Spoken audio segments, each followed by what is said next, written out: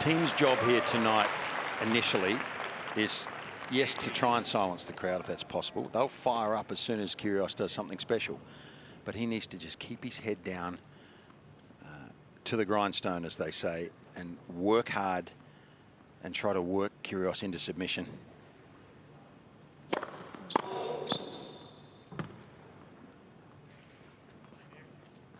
Because there will be atmosphere in here at some stage.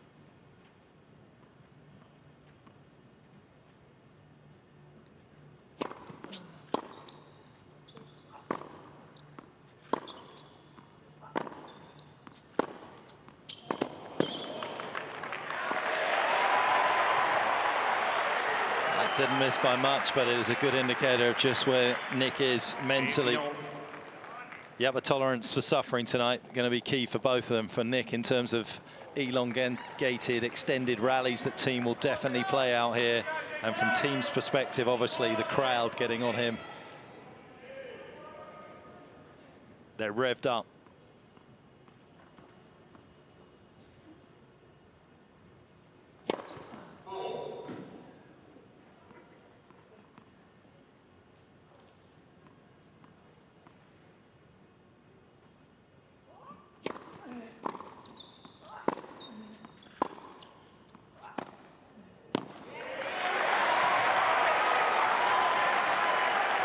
The general feeling is this court surface at Melbourne Park on all the courts is a little bit quicker. We know that. We know the reasons for it. We've discussed it a lot. You know, they've had more play on these courts leading into the Australian Open than they normally would. I think that probably suits Kyrgios in this matchup. I mean, we've talked about the capability of Thiem on a hard court, and he has it in spades. But that ball seemed to shoot through and catch him. It just skidded through a little bit.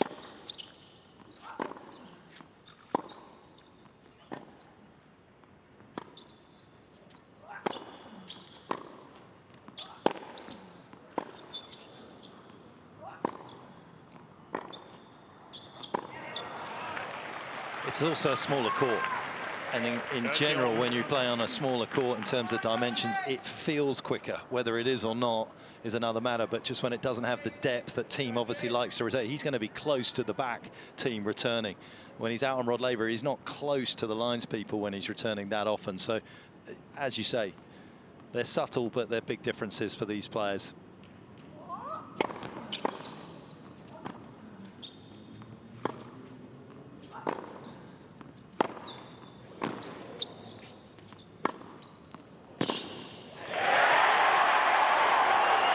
Changes the pace. It's unsettling, isn't it?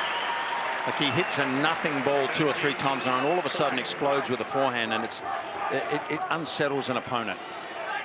And you don't want to lose your serve early to Kyrgios, because to break him is not easy. Yeah, it's going to be interesting how often Thiem goes to the two-hander off his first serve. Nick loves to return off that side. Opening game, breakpoint chance for the Australian. Oh, mistake.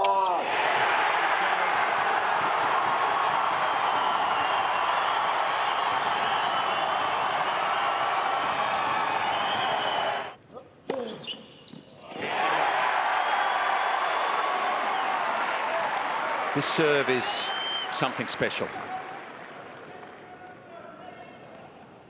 Incredibly accurate, this serve.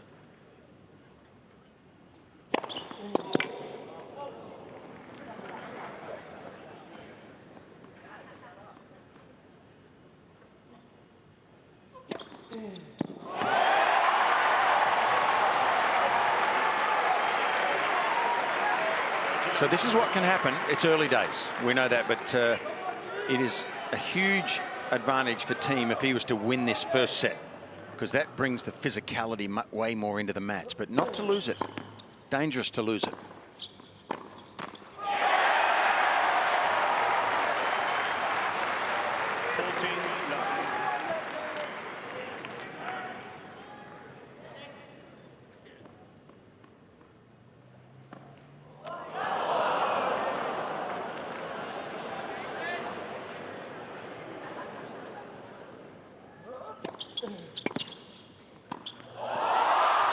Right now, Kyrgios is trying to do everything he possibly can to unsettle Dominic Thiem. Almost disrespectfully, but that's him. You can't deny how many people gravitate towards his matches, though.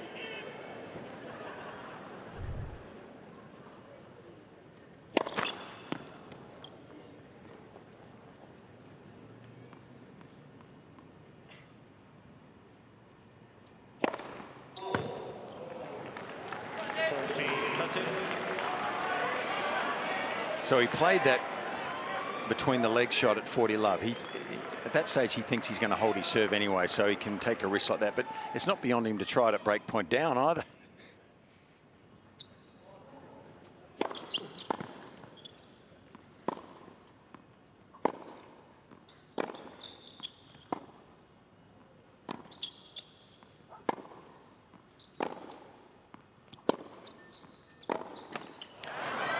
So, Pets, I'm interested in what your take is, but Dominic Thiem here, we know, probably in European language, he's an animal.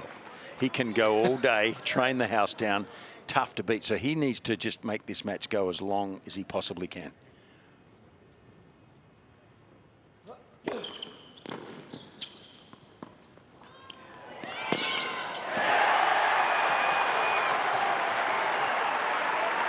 Or even better for him, win the first set and have Kyrgios exerting energy and having to start again a set down. But if you get down a set to Kyrgios, he's a front runner extraordinaire.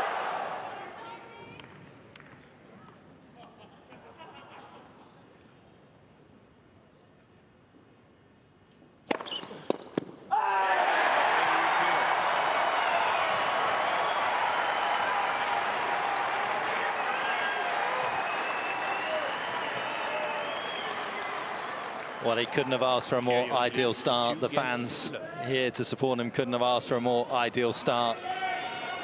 Dominic Thiem just trying to keep himself very composed down the other end. Not sure you want to use too much energy early on if you're Nick Kyrgios, though.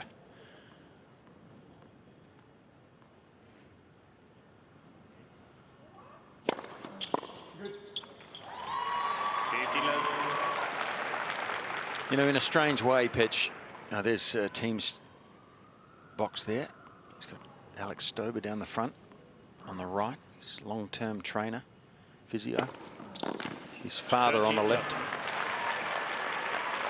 Yeah, his dad Wolfgang, who's looking after him in the front there in the bright orange, as his dad is coach this week. Of course, Nicolas Massou unable to make it because he caught COVID. And what a great job the Chilean has done with Dominic.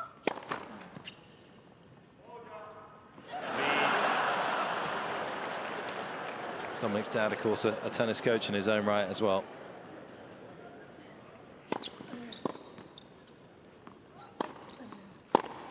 You know, in a strange way for Dominic, the nerves now are lessened quite a bit. There's like a pressure valve gone because he's down the break.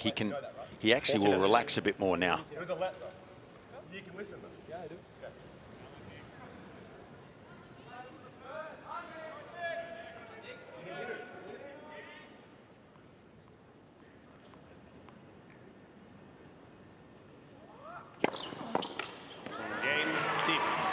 Yeah, we've seen everything already from Kyrgios. We've heard quite a bit from him already, but the most important part of this evening is the scoreboard.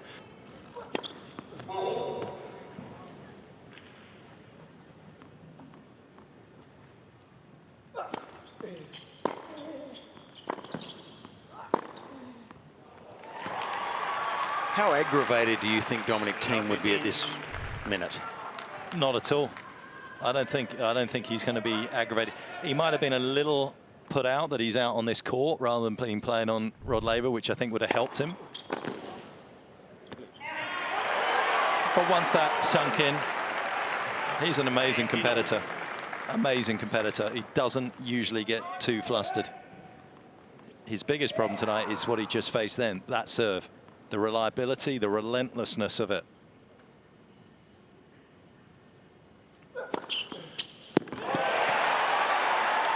We were discussing this serve earlier in the day with Wally Masur and Robbie Koenig, two of our fellow commentators, and Robbie asked, you know, who you think at the moment, out of all the top guys, whose serve would you take? And Wally and I took this one.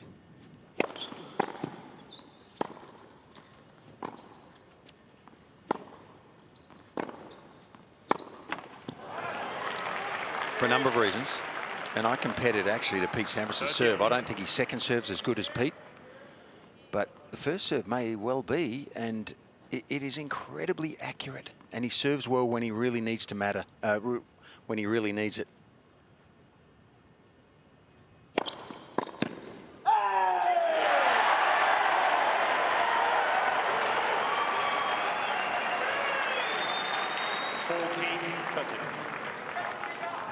That sign might be a little bit ahead of itself.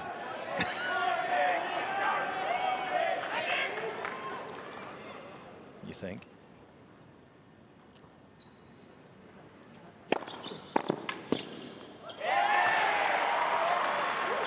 It's been called in, I think. I didn't hear a call.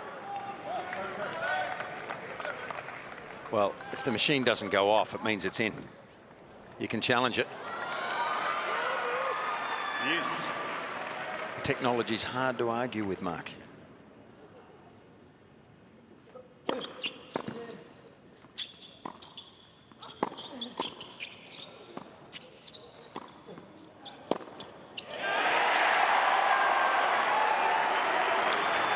Yeah, well, that is perhaps a little indicator that Dominic Thiem not handling the situation particularly well right now.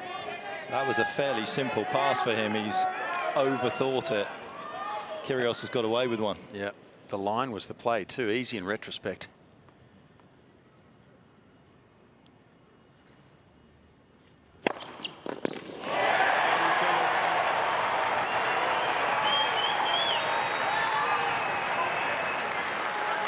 But he's held twice. He's been pushed quite hard on both occasions. As this man, Kokkinakis, pushed Tsitsipas yesterday. How good was it to see him back in action, playing the way that he can? Let's hope he gets a run of good health, Kokkinakis. Tour's better with him on it.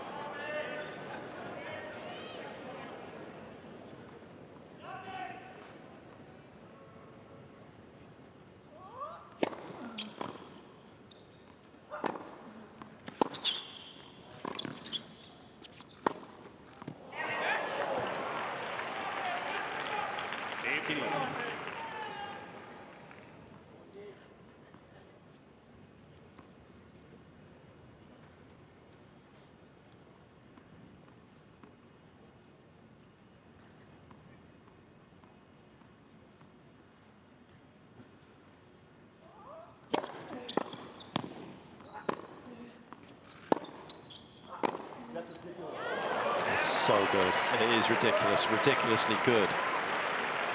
As Kyrgios just said.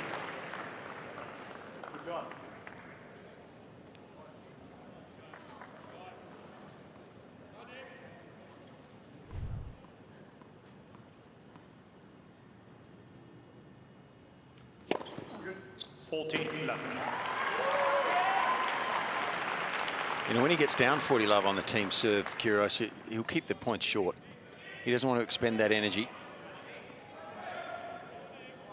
So you expect a short point here. There'll be no grinding on this one for Nick Kyrgios.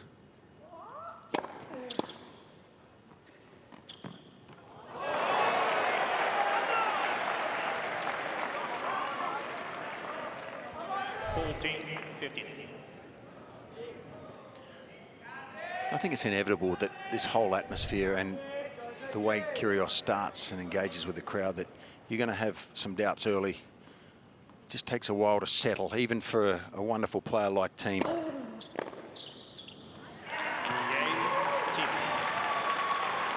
But he'll do everything within his power, and it is a considerable power that he possesses to stay in contention.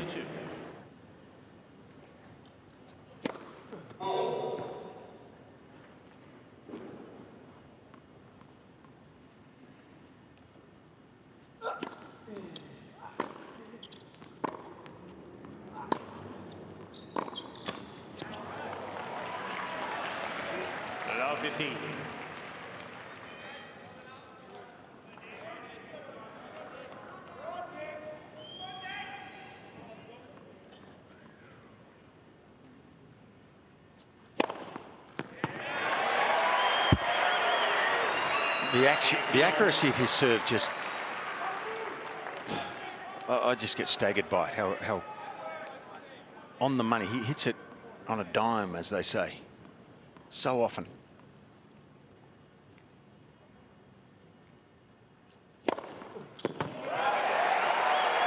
I mean, the ball's just not out of his hand for that long as well, is it? There's not a lot that can go wrong. He's got such a pure arm and a pure technique.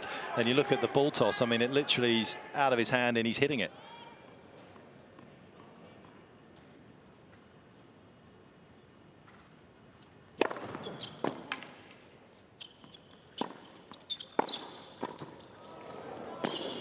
That's so good. For me, the part of his game that I would like to see him improve a little more is his net play. Nick, he's not a traditional Australian sort of volleyer. He's flashy and he hits drop volleys, but the solidity of it sometimes, that wasn't good enough, that one.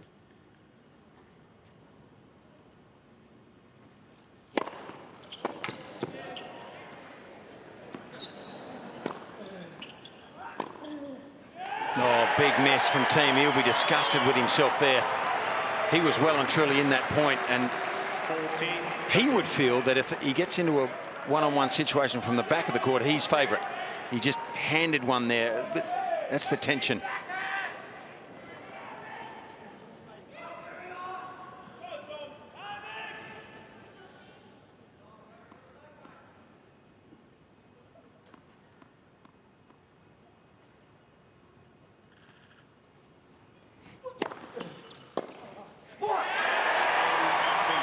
He gave him the fake on the underarm serve there, Kyrgios. Can you Full believe repertoire. That? Can you believe that? He faked that he was going to hit an underarm serve and then go straight into his service motion and hits a bomb near the line.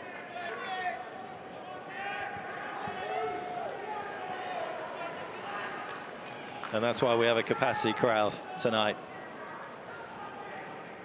As many as they are legally allowed to have inside the John Cain Arena.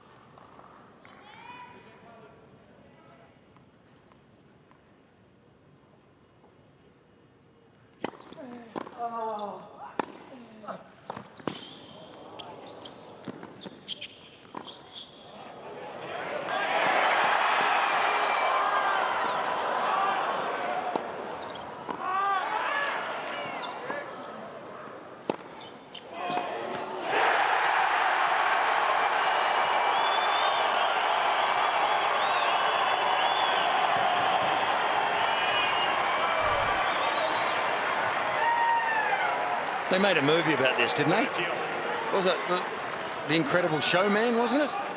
The Greatest Showman. Oh, okay, I knew it was something like that. Nick's dad. And his thousands of fans packed in here for those type of moments. What a gorgeous lobby hit.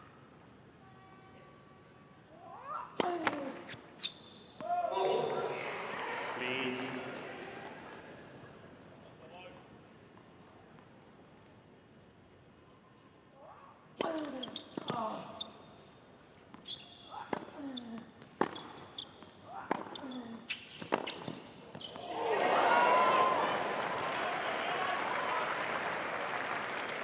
This is why it's so nerve-wracking too, playing against him for a number of reasons. It's nerve-wracking, but the biggest one for me is that you can't afford to make mistakes on your own serve. I mean, Thiem did it in the first game. He hasn't looked like really being in this set since then, and the set can be over with a serve like this man's.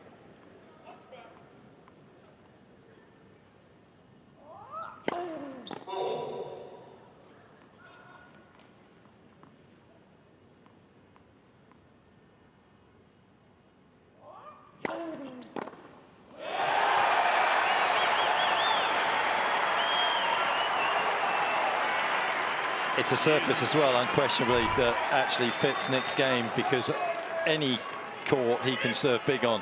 But for his backhand, a quick surface like this where the ball penetrates through the surface and stays low is so good for him as well. He can hurt you off both wings, which is not normally the case. He uses pace well on his backhand, but these conditions actually allow you for him to hurt you. And Thiem lost his first serve in the opening game, and he's lost the rhythm here again. And here comes Kyrgios.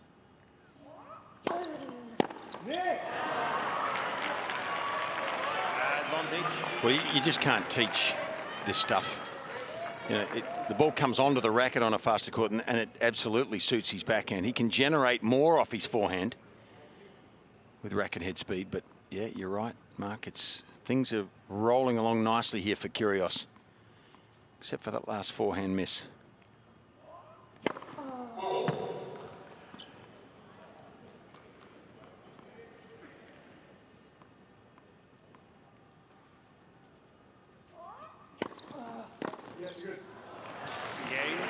Well, it's a scrappy game from Thiem's perspective. He's got away with it. Too many second serves, but Kyrgios couldn't pounce. He still has that valuable break, though, the Australian. 4-3.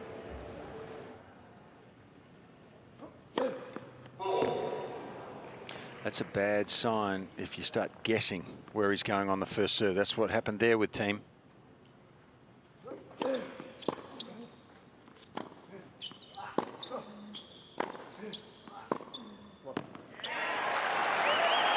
Could be one of two things. He can't pick where it's going. Well, he obviously can't if he starts moving one way, but it means Kyrgios is serving so close to the lines that if Thiem stays in the middle of his normal returning position, he can't reach either side.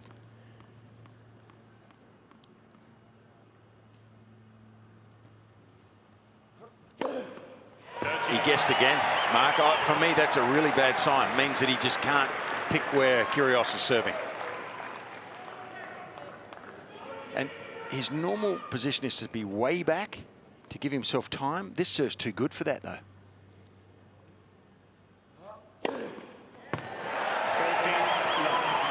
Moved again. This time to the forehand, he goes down the middle.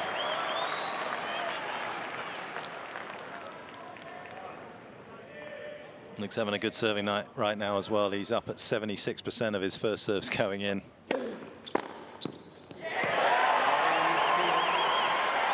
His career average on hard is 64, so he has really risen to the occasion here. Usually has a ratio of 5-1, aces to double faults. He's at 7-1 tonight. Things very much in the favor of the Australian. And he hasn't expended any energy either. Thank you.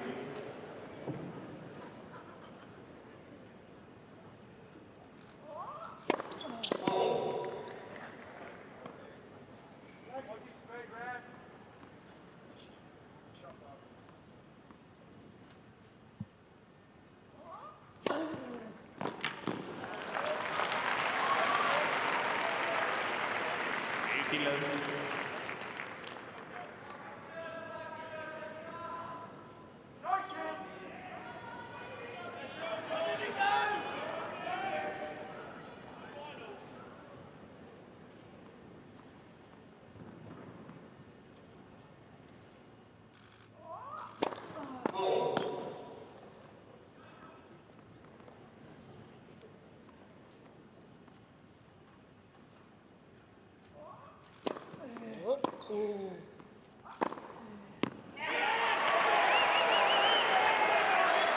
just can't play your own game. I mean, I've never seen anyone else do this to Dominic Thiem.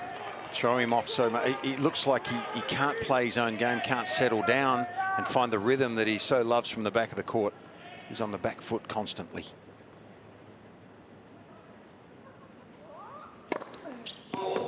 He's not finding his first serve as well. He's now under 50%, so Kyrgios risen to the occasion. Unfortunately for Dominic Thiem, he's not delivering with that first serve.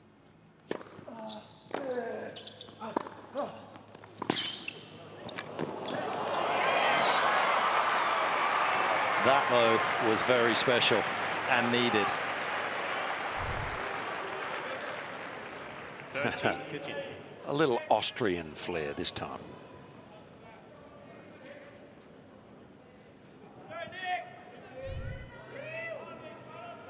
Good.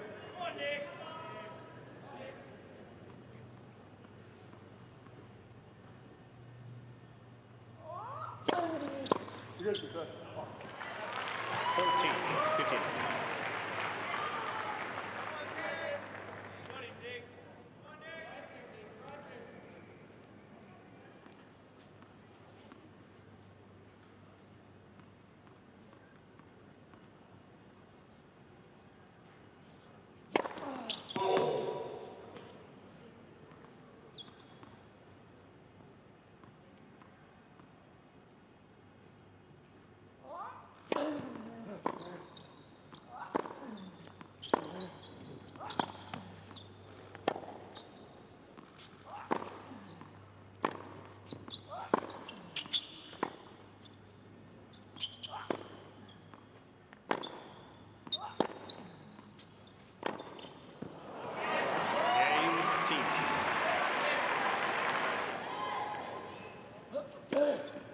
But he did go there again. And Thiem will do everything within his power to make him play here.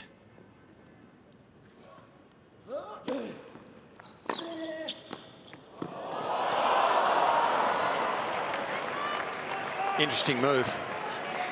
He just mishit the half volley, hit it on the frame. So he didn't get it on the strings here. And it causes the ball to go a shorter distance.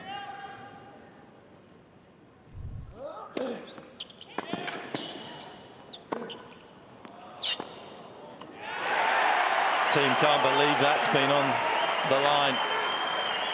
Gee, you know, if I didn't know the technology was there, Mark, I'd have to agree with him. We're sitting well above that, high above the court surface, but gee, through the air, and even when it landed, I thought, that's out, isn't it? Obviously not.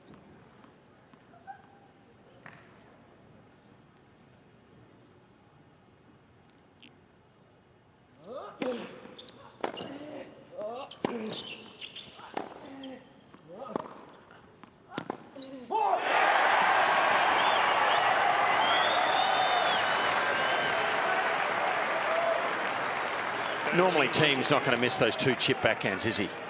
It's the Kyrgios factor. Can you believe it? In this game, he gets the ball back and misses two of the simplest slice backhands.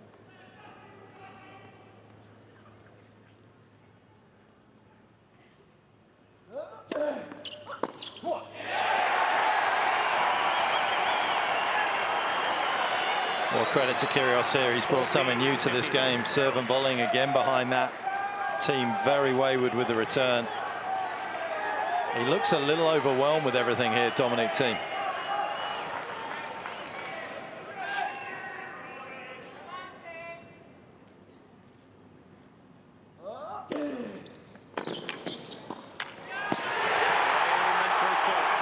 First set to Australia and Nick Kyrgios. Hometown delight.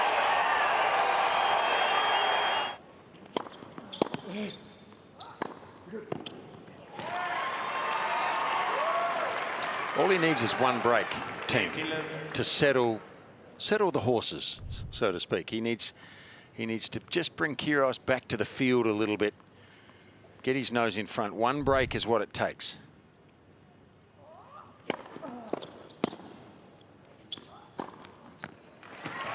You might find then if he can get a break, Petch, Kyrgios might go just off a few percentage points. Just drop his game fractionally if he goes down a break in the second set. And that can bring things back quickly onto even terms. But first things first, has to stay ahead with his own serve.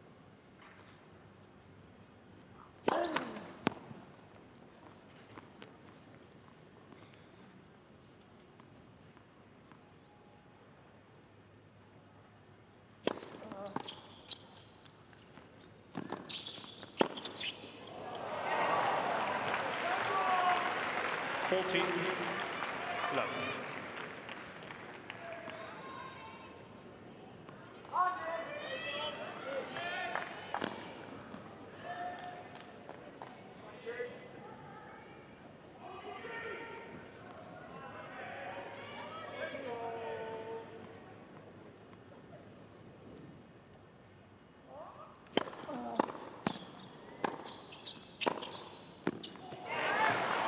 Clean start for the current US Open champion.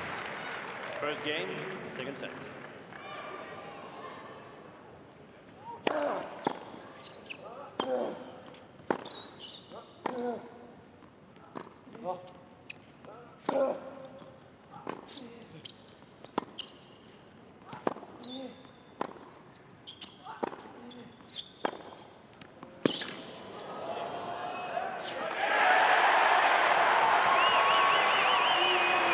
Well, at least that's the type of point the team needs, even longer.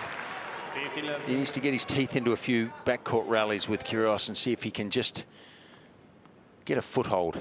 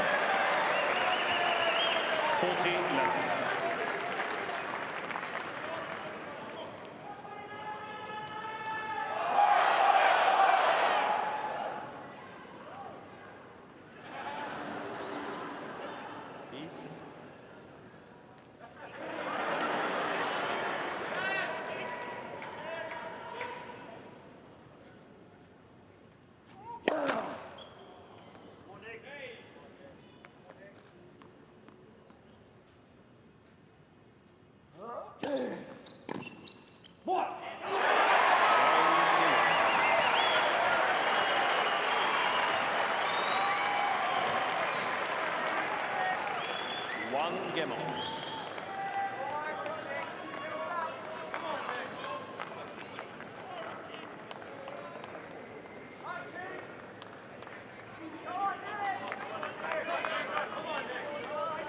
Kyrgios currently on a 7-match losing streak against top 5 players at Grand Slams.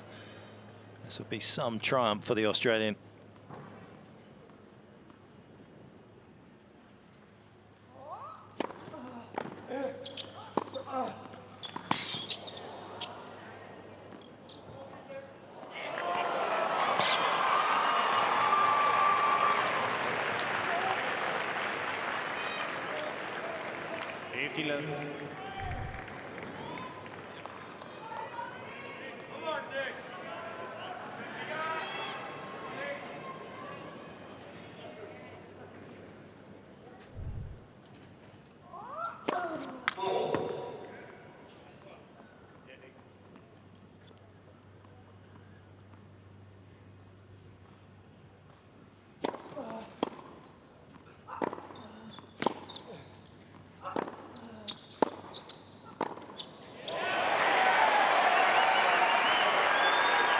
That's where the speed of the court hurts Dominic Thiem. He's got longer swings than his opponent. And Kyrgios, with that flat backhand, using the pace he's given, if he can get it to that kind of depth, is going to create those kind of problems for Dominic Thiem. That's a sweet hit.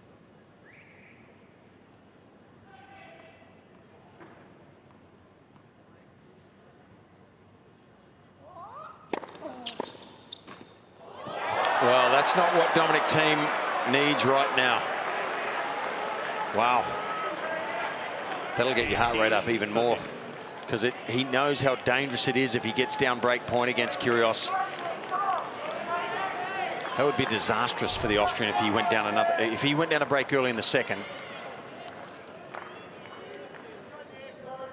Well, there are going to be some slings and arrows of outrageous fortune over the fortnight and in individual matches as well.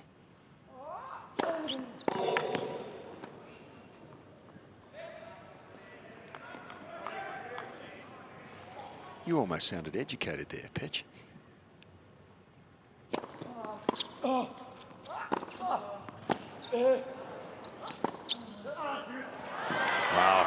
playing with fire a little bit, going to the lines, team. 30 all.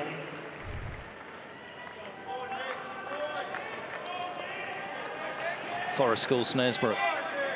Nasser Hussain also came from there. One was a good sportsman. One sitting next to you. I thought you were a modest man. You had a fair bit to be modest about.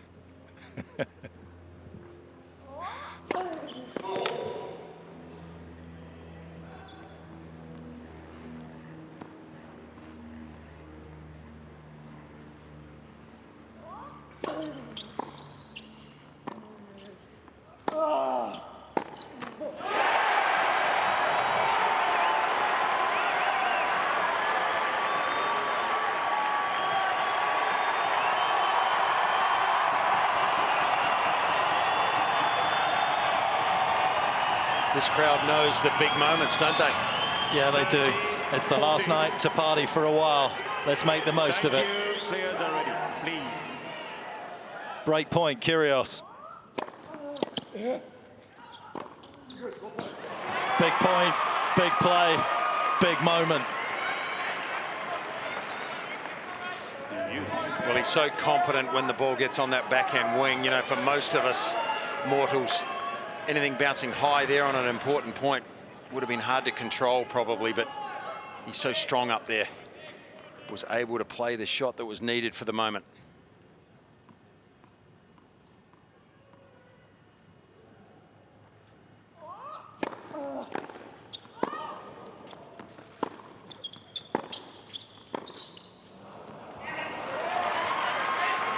Great tussle this game. Tennis at its finest. Tennis scoring system coming into play as well.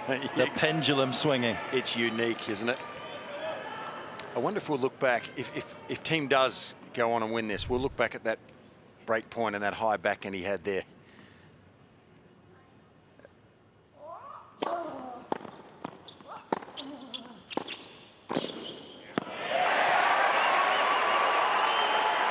Well, it was the difference in the opening game, wasn't it, where he missed the drop shot on the backhand side off a pretty weak return from Nick that gave the Australian the early break. He's better than that normally up at net. He'll be disappointed with that outcome. Really does need to hold here, or this match could get turned on its head very quickly.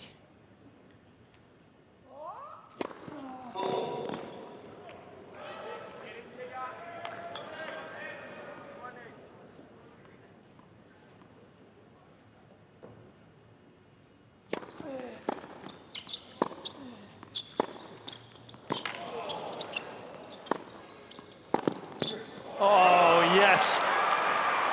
Bolt of lightning across the court. Advantage, Thiem. But he's on the edge here, team. He's being forced to play stuff like this, Mark, isn't he? Absolutely.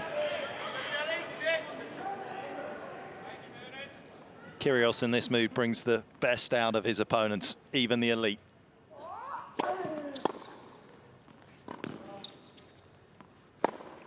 They have to play at their best to keep him at bay. He's feeling it. I tell you what, if you've ever doubted the ability of Nick Kyrgios, this is just a light bulb going off, telling you how stupendous his talent is.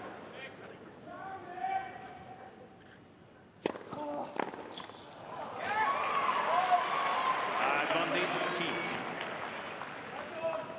Over 5 sets, back to back against the top 5 in the world. That's still the question mark, probably. because he hasn't been close to winning a major, this lad. But at this level, as a one-off situation, this is as good as it gets.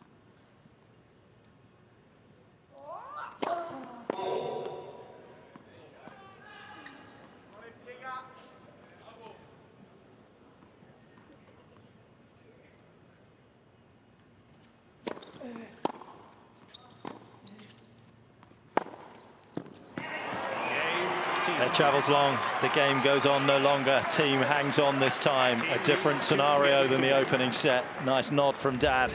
He's happy. So's Dominic. 2-1.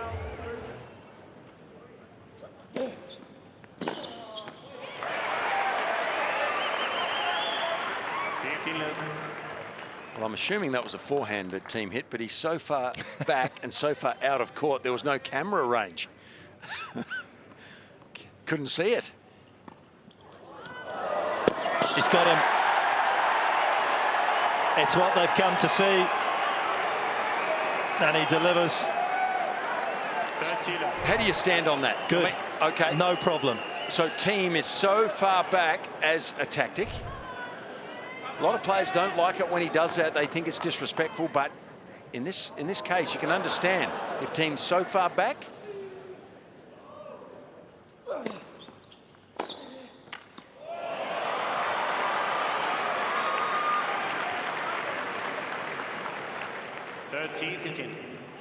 It's about winning the point, right? That's what we're here for tonight.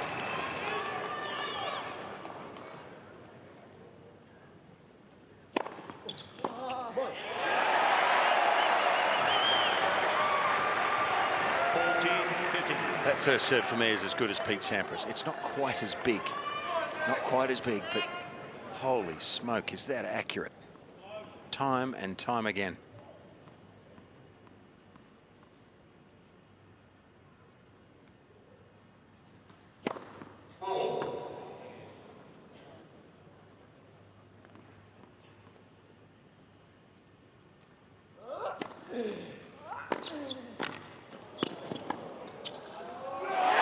Thiem's just misread the flight of the volley totally, hasn't he? He's charging in, ended up getting it on his shoelaces. Well, I think smart play from Kyrgios. You know, when Thiem is so far back, he's mixing it up beautifully to keep the Austrian guessing. And yes, he overran that ball, but he's so far back, Mark. You can understand him hustling to get forward.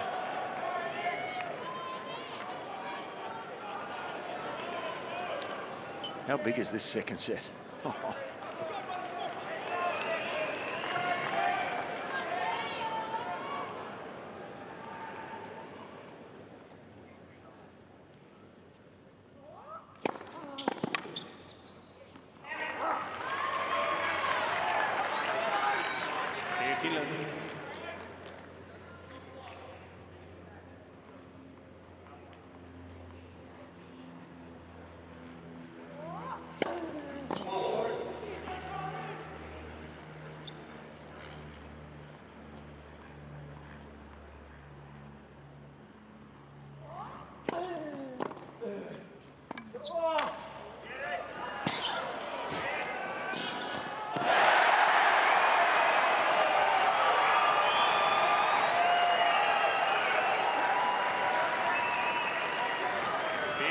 It becomes a little dangerous too. I mean, I think he's got to use variety, Thiem, and the drop shot's part of it. It is. You don't want to get into some fancy touch shots with exchanges with Kyrgios though, because it's sort of his domain. He somehow seems to come up with something spectacular in those situations, and probably not the right thing to emulate it if you can help it.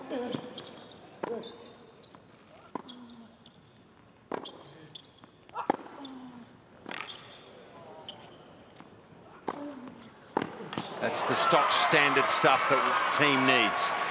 I mean, in one way, though, even though he lost the point, by opening the face up and hitting the drop shot, it does force Nick to have to potentially look for that and cover, get him a bit closer to his own baseline.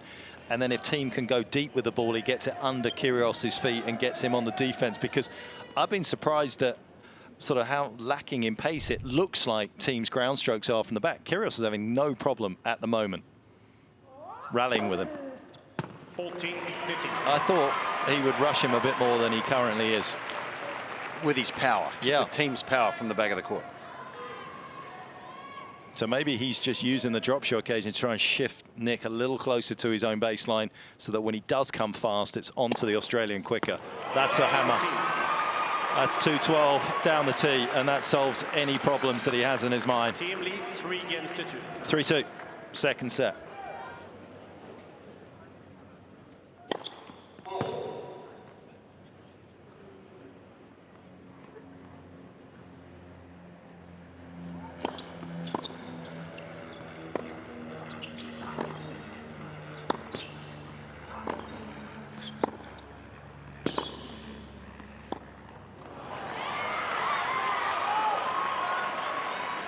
Love 15.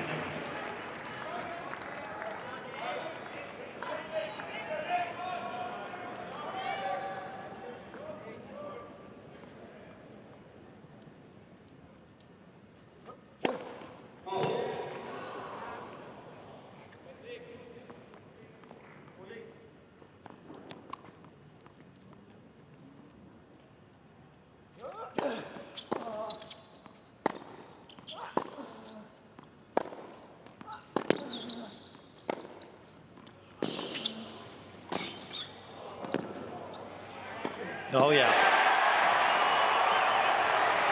Gee, that was a great sneak. Snuck in when no one, I don't think, expected him to do so.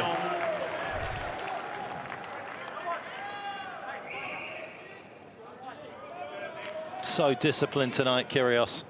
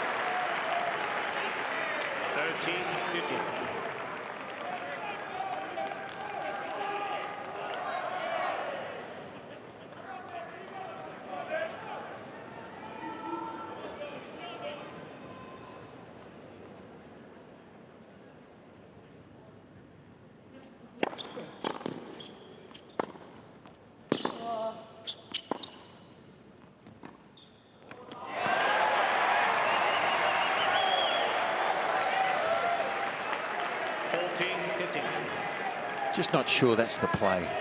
Maybe it is. Maybe it's to keep Nick a little off balance. But I'm not sure. I mean, they've only played 7 games against each other, right? He had to pull out Kyrgios and Nice when they were playing on the clay back in 2015. It's a completely different rhythm. New balls, please. You've got to make some pretty serious adjustments to the way that Nick plays. I think the flat backhand, heavily spun forehand, the quickness between points. I mean, these are all adjustments that he forces out of you. And I think you're right. I'm not entirely sure that it's the right play that Thiem's playing, but I think he looks a little discombobulated out there.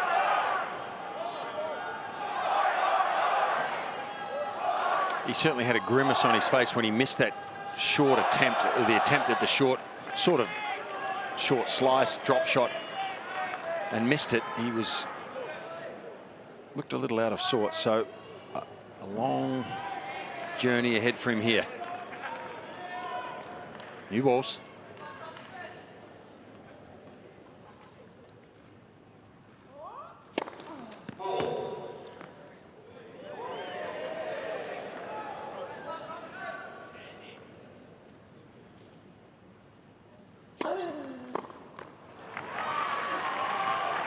Impressive second serve.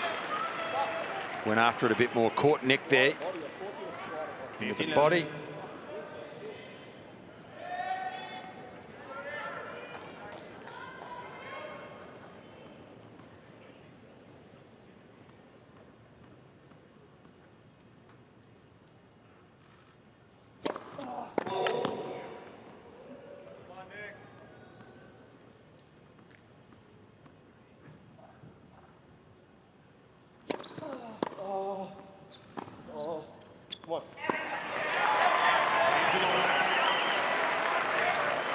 He's certainly unsettled. Yeah, I mean, he uses his slice a lot, Thiem. I mean, that isn't a surprise to me. I mean, he's usually on a hard court around 40% of his backhand's a slice. I mean, it is a shot that he predominantly uses to try and obviously get his forehand into play. You rip his... I think he's struggling to where to locate the ball against Kyrgios right now.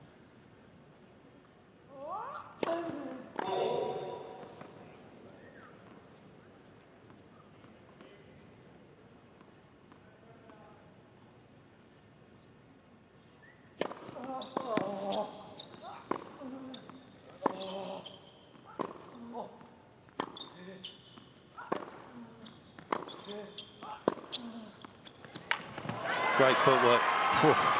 Took a bit of a risk. He virtually ran through that forehand there. I'm not sure he caught it right in the middle of the strings either, just a fraction off centre. That, with a bit of bad luck, that could have drifted wide. But a good result. Just feels so dangerous all the time on your own serve against Kyrgios.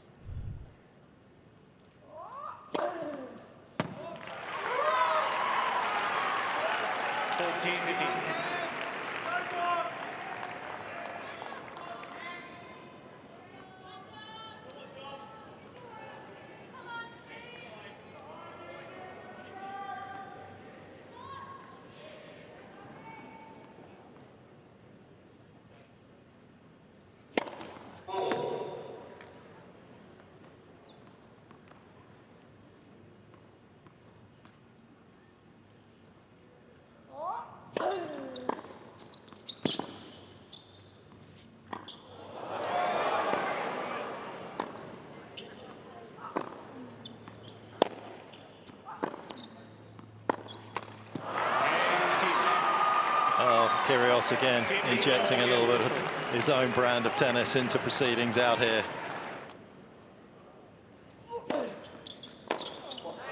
Kyrgios maybe because you don't know what's coming from him in a stadium with no crowd. Yeah, that's a big factor. You know he's going to have to play awfully well to beat Thiem.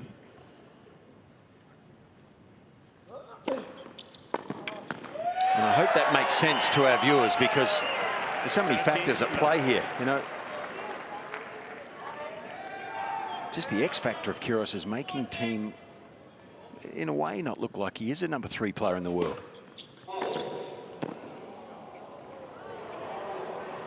Tell you what, though, just one set for Dominic and the whole complexion here might change.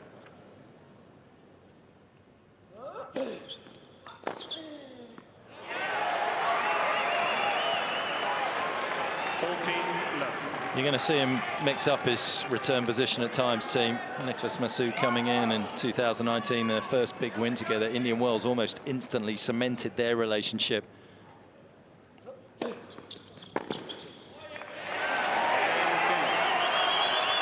And he does fluctuate with where he wants to stand. At the moment, Kyrgios is not having to serve that big. He just needs to serve accurately, and he's exploiting the angles that Thiem's given him. Everything feels so tense, doesn't it? It just, there's so much at stake here. And, hey, it's only a tennis match, really, when you consider everything said and done. But in terms of a tennis match, the tension here is palpable. Thiem has only lost his serve once in the opening game of the match. Consider that. 15-11. Even though every time he serves, if you're a Thiem fan, you'd be awfully nervous.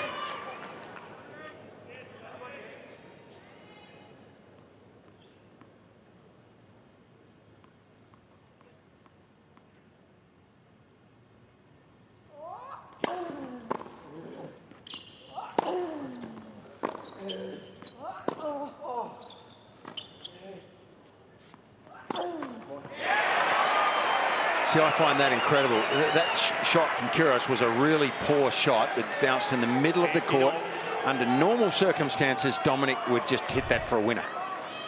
Tonight against Kyrgios, he misses it. His younger brother Moritz in the crowd there as well, looking on. This is some edgy moments for the team supporters. His manager there as well. There's 4 against thousands. Let first service.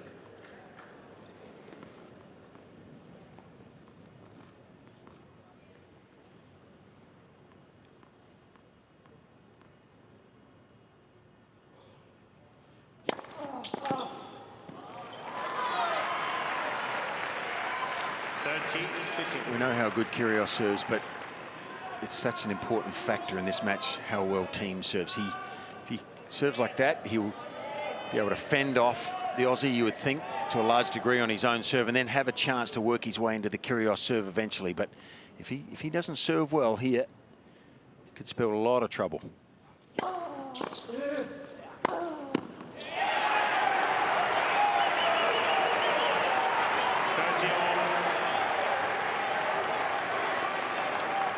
And as soon as it gets within striking distance, or as soon as there's a small window of opportunity, the whole house starts yelling.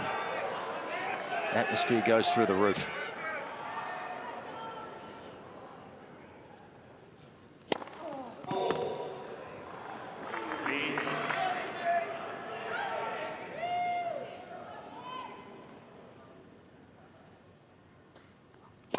Let second service.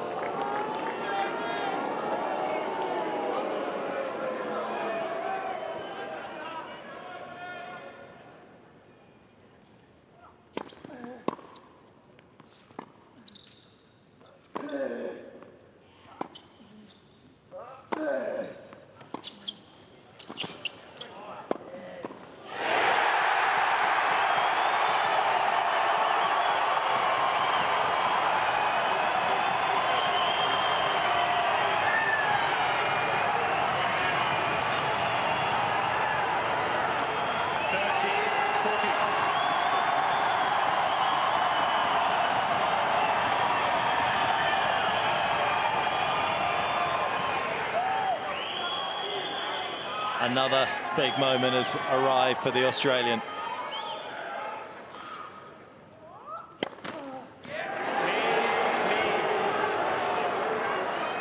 He conducts his orchestra.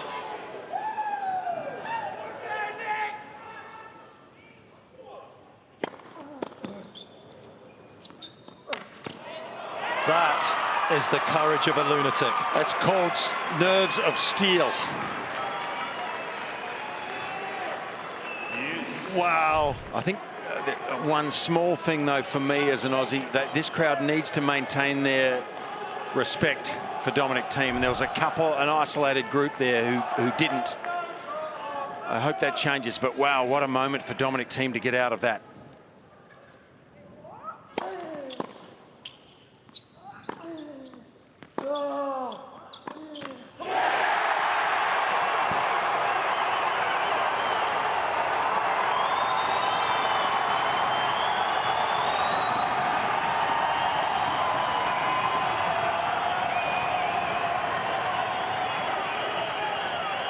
Advantage, Kyrgios. Thiem at breaking point again.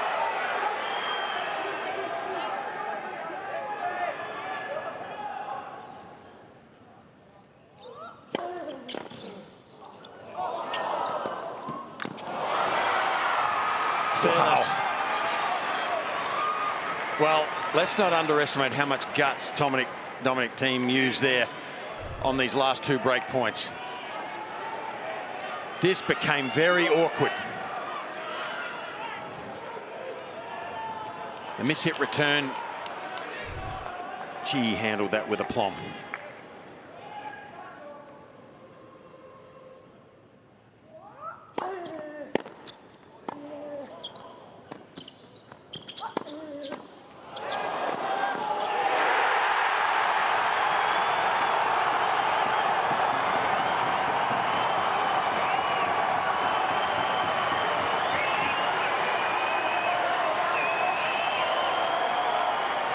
A kaleidoscopic point of talent, emotion, movement, spirit. Whatever you say about Kyrgios, he is authentic to himself. And that was breathtaking.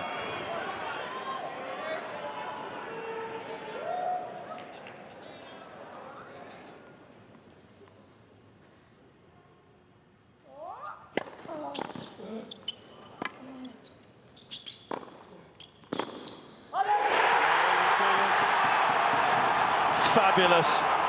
All of his endeavours come true in that last point. What a returning game from Nick Kyrgios. He'll serve for a 2-sets-to-love lead.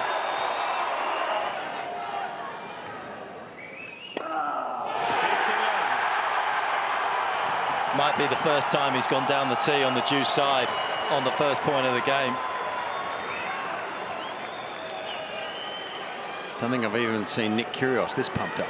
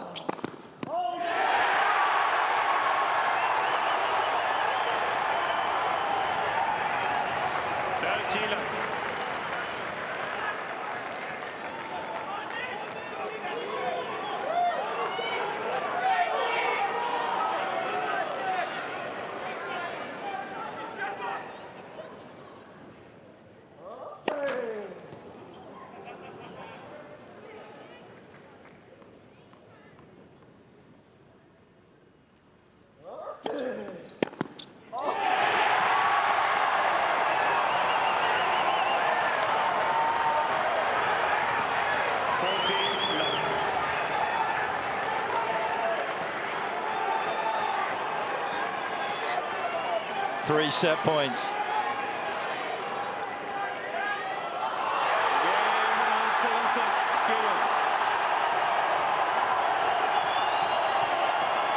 Crazy scenes. Phenomenal tennis. And he is a set away from a place in the fourth round.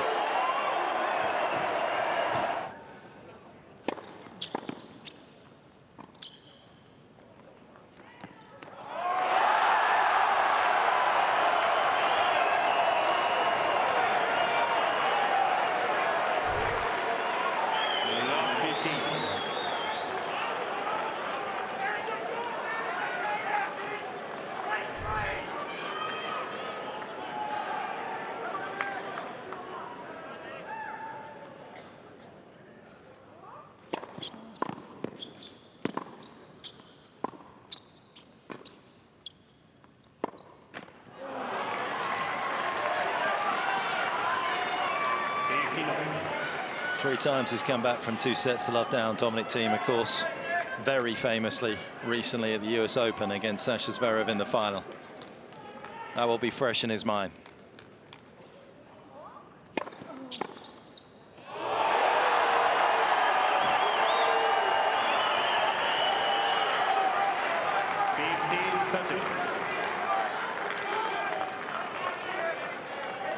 Everything he touches is turning to gold. He's the alchemist.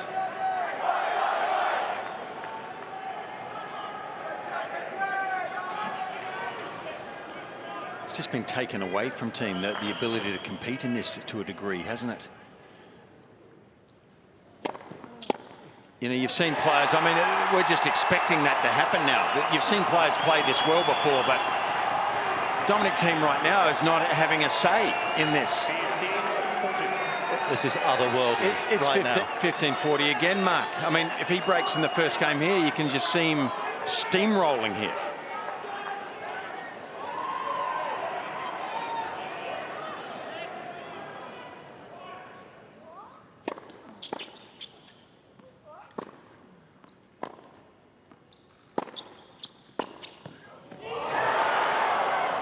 Missed by a whisker.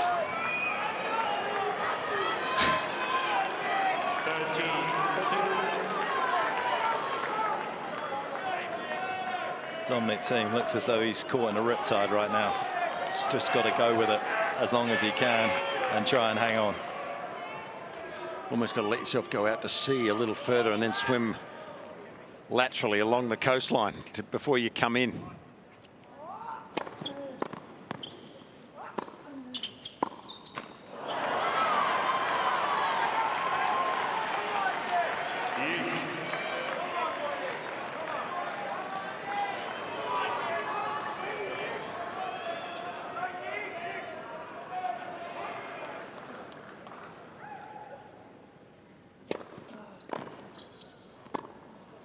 Oh, that is a clever shot. A little flick of the wrist. It was subtle, but super talented from Thiem.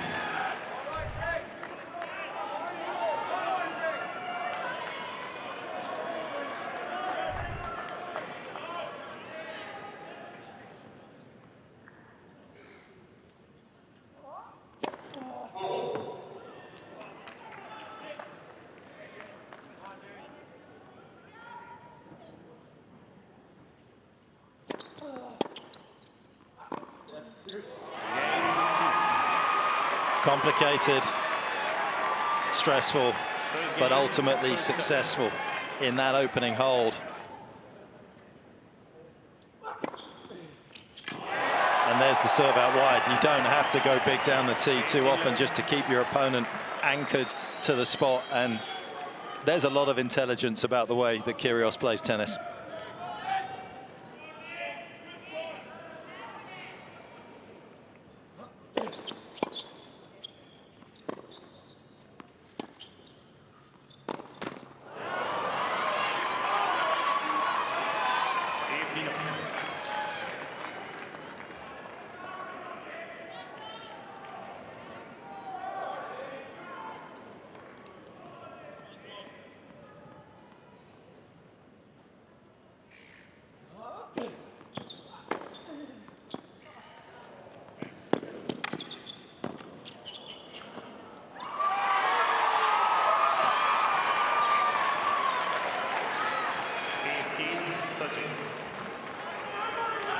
And that's just where the threat, the possibility that he may hit the drop shot actually helped him out there. Kyrgios was actually covering the forecourt. Popped up the easy one here.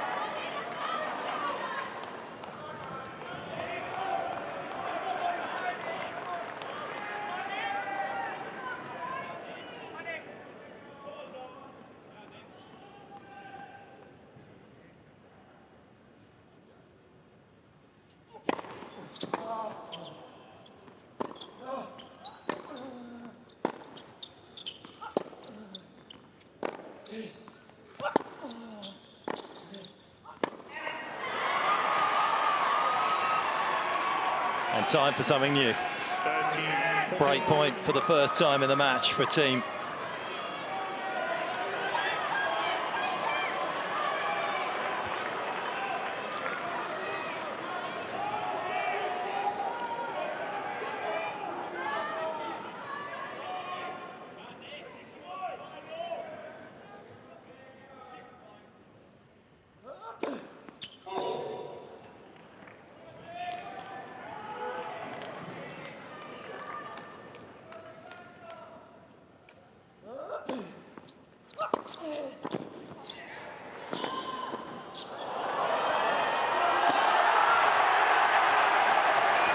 When it's your night, it's your night.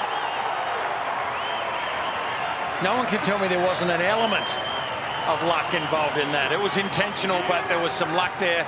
And you're right, if it is your night, maybe it is.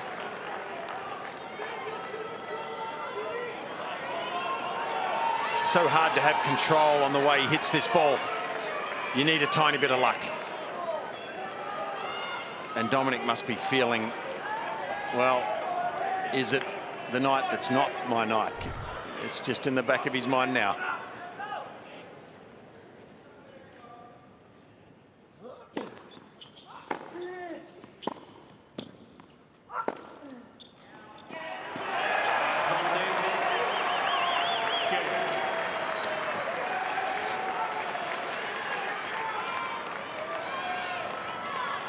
Trying to contain himself.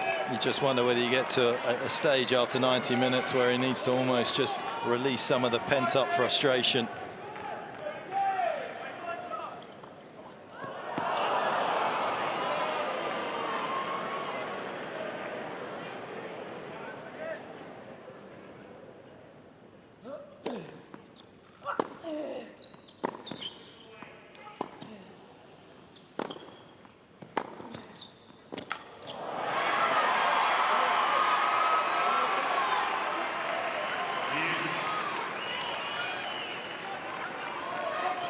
Please, ladies and gentlemen, don't shout during the point. Thank you.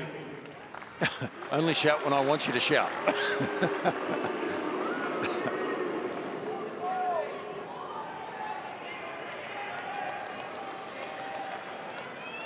He's a master, though, at using the crowd, isn't he?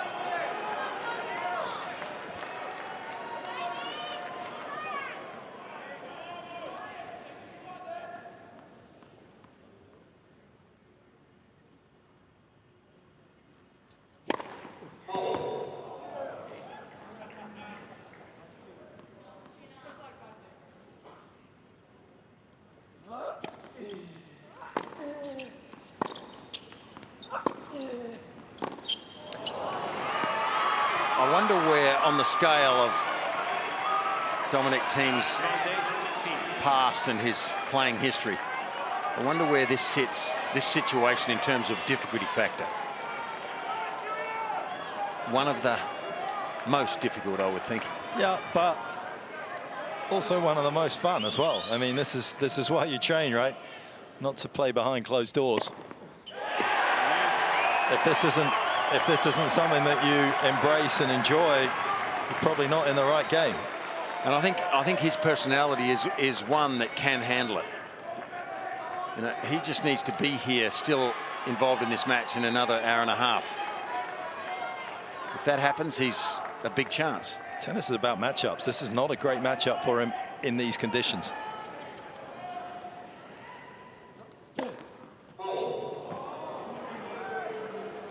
And he hasn't found his best tennis yet in the first hour and 32 minutes, but could be just around the corner.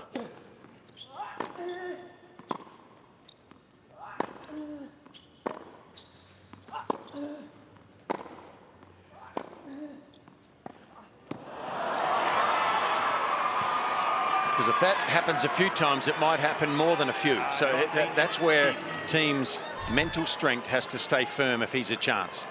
And Kyrgios here has created his own little patch of danger.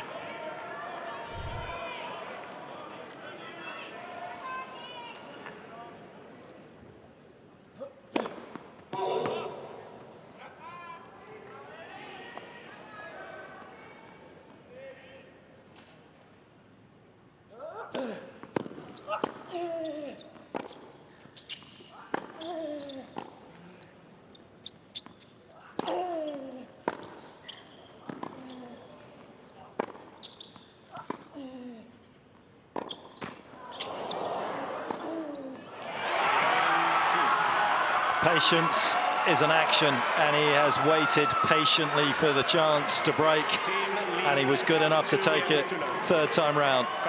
Visible obscenity, warning, Mr. Kyrgios. So it took one break. It's a set late probably for Thiem, as he would have wanted it, but his reaction there tells a lot about the character of the man. Dominic Thiem.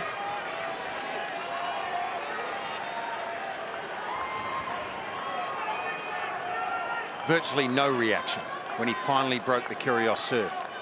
Well, he's back in the match, and it's all ahead now for Nick Kyrgios in this third set.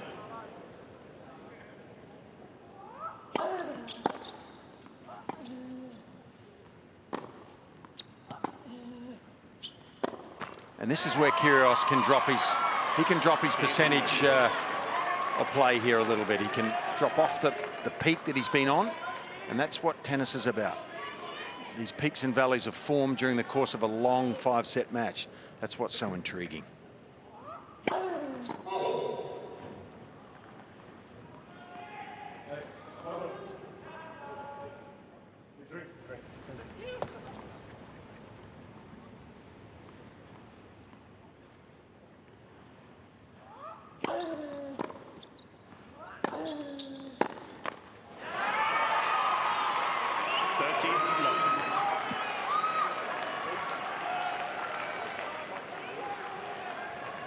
We're just witnessing one of those momentum changes. He's still focusing on the person in the crowd that called out in the rally a while ago. 40. And I wouldn't be surprised to see him come out after the changeover and still be thinking about it. He's got distracted.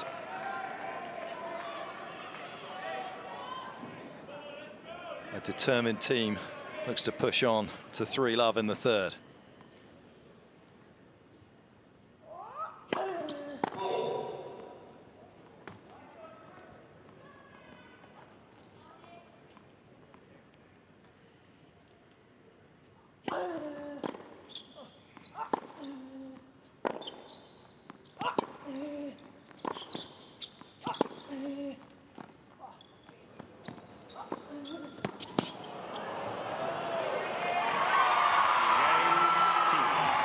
Julie consolidates the breaker serve. 3-1. And suddenly the Austrian fans have something to cheer about. 3-love, Thiem, third set.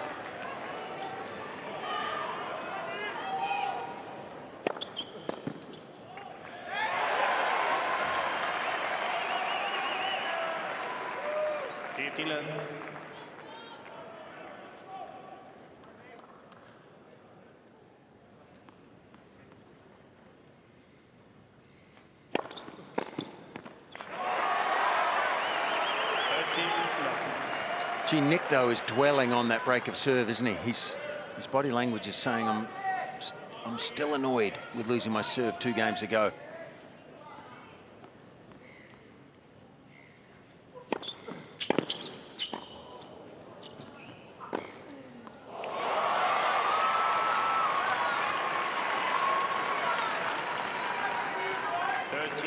Definitely feels as though there's a little bit more on the ball from Dominic Thiem as well. He's timing the ball a bit better. He's not swinging any harder. He was swinging hard. It just didn't feel as though he had much on it, much penetration. It's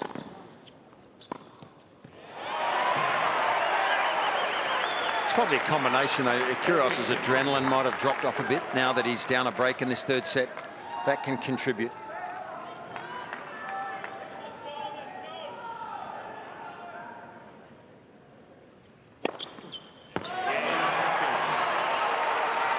A shot that is perfect in terms of form and function. Delivers for him. I reckon you might have had a bigger house if you'd had that serve. Yeah, I think you're right. I think we both know what we're talking about there. My serve, I could hit it and still contemplate life before it bounced for the first time. No time for modesty. 15-11.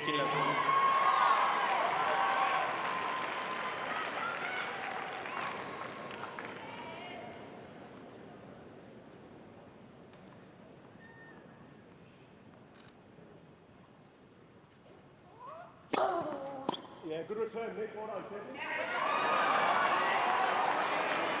13-11. So he's just lost his mojo for the moment. That's why 5-set tennis is so fascinating, I think. And there's a bit of mixture coming in here as well from Thiem. He's slowed up that first serve then.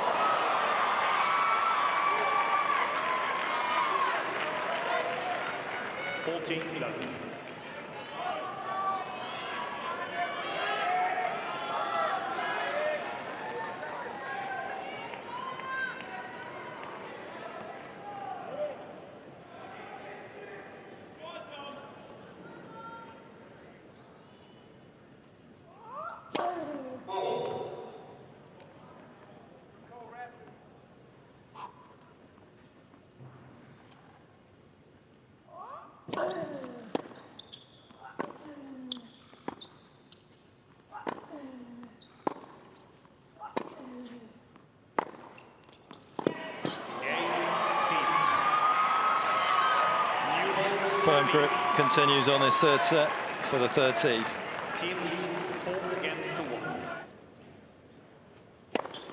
15.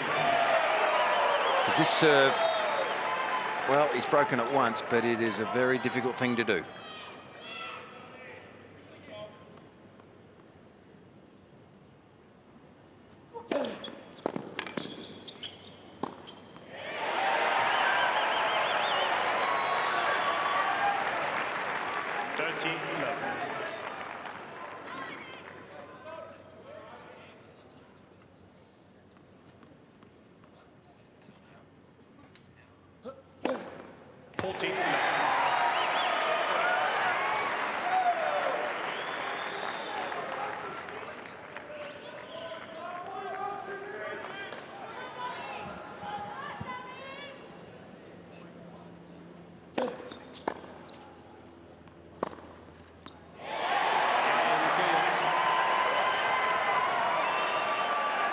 Thiem investing nothing in tracking that down. I'm sure he could have got there, but that's interesting to note. Nick at times can, as you say, Fitzy go off the boil and kind of drift away entirely from a set, but he's still fighting here. He's looking for a way to try and secure his passage through to the 4th round in straight sets.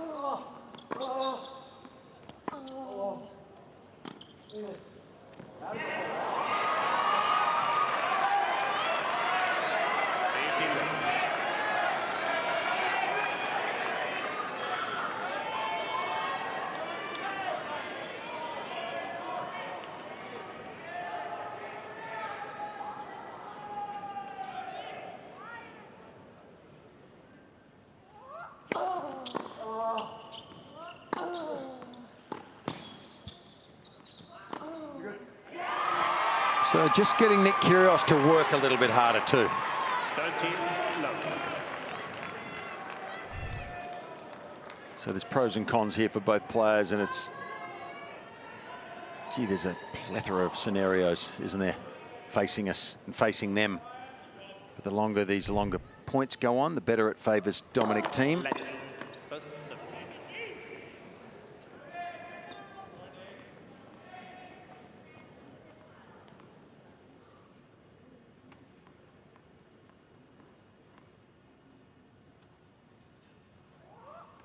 Yes, John, 14-love.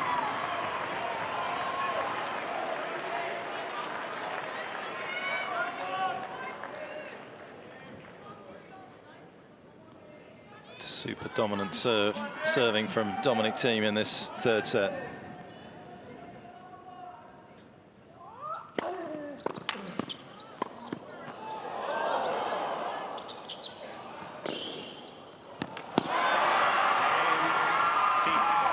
Hasn't lost a point on serve since the opening game in this 3rd set.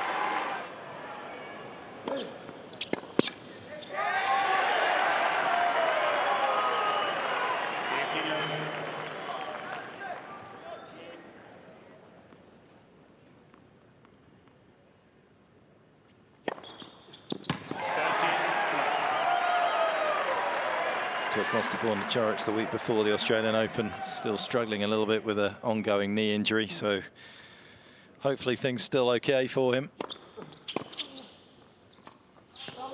They appear to be.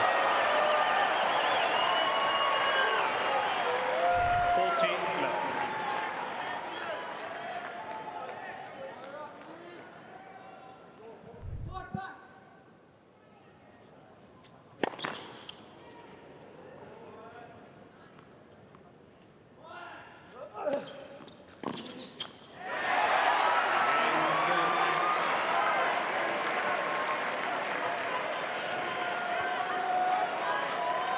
Just given himself a little bit of a talking to there, stealing himself for one last push to try and rescue this 3rd set.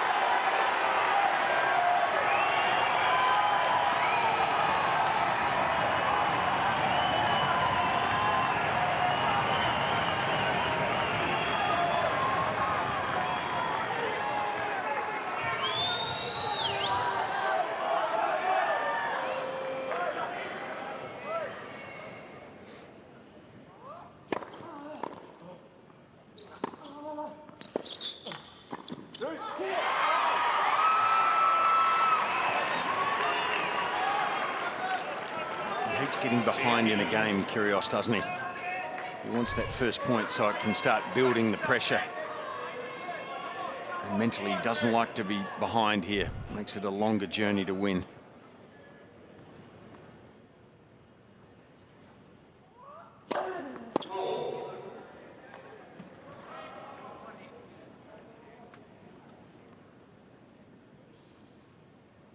Oh, yeah, good serve.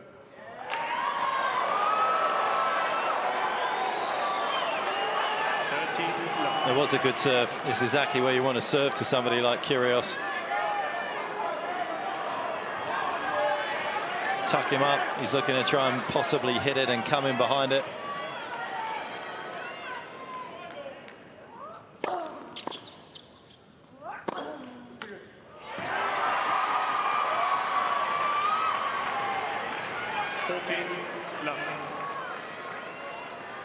Solid finish to the set here.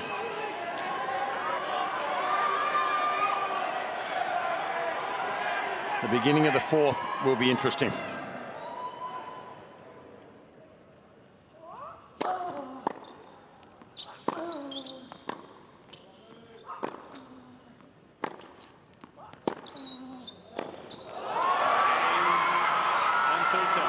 Thiem red hot on serve throughout the course of that third set. Stone cold for Kyrgios towards the end of it.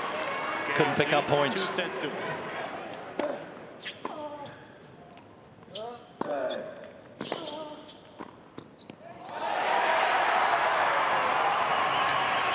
Such a big advantage, I think, for Kyrgios to serve first, though. If he gets ahead, you know he's hard to break. If he can get that first one on the board and start exerting pressure,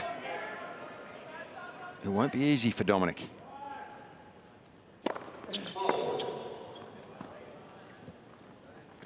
You know, when he loses his serve, though, Nick, he becomes a different player for a period of time, it seems, doesn't it?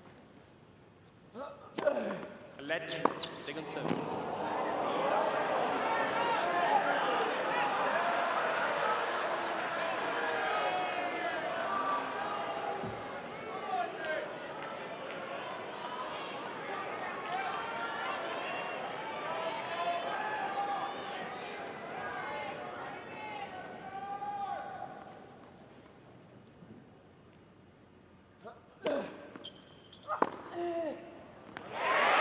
That is a suboptimal return from Dominic Thiem. 30-11.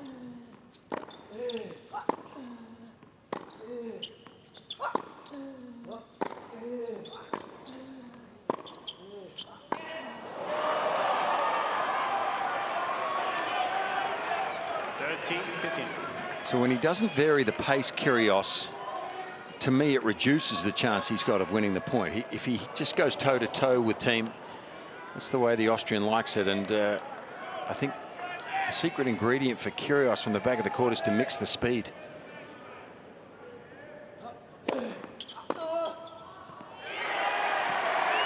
Just takes away the rhythm of his opponent more. 14-15.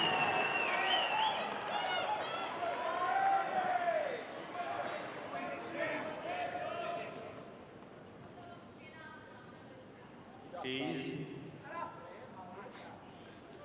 pretty sure he's taken already.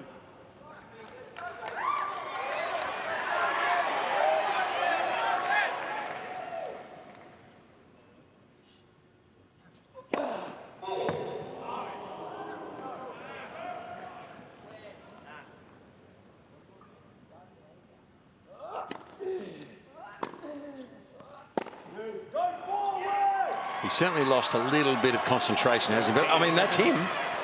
Sometimes he can play his best tennis when he looks like he's not concentrating, but it's at the moment it seems like it's hurting him a fraction. Well, he's got something to lose tonight now. Came in with nothing to lose. Good point. And that changed when he won the second set. Yeah, I hear you.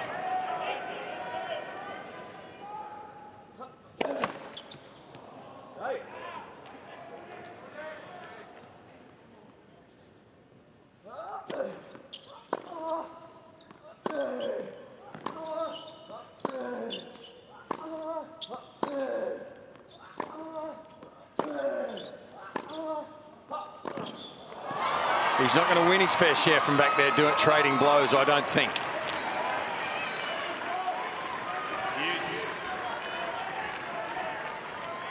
He needs to gather himself, Kyrgios.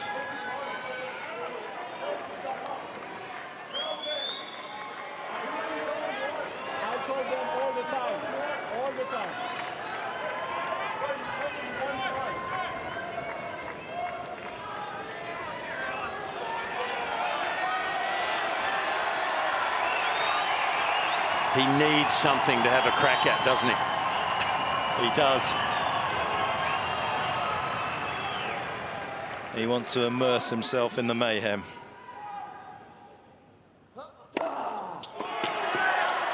Oh, that was an amazing effort on the return. Thiem almost scraped it over. Advantage, Kyrgios.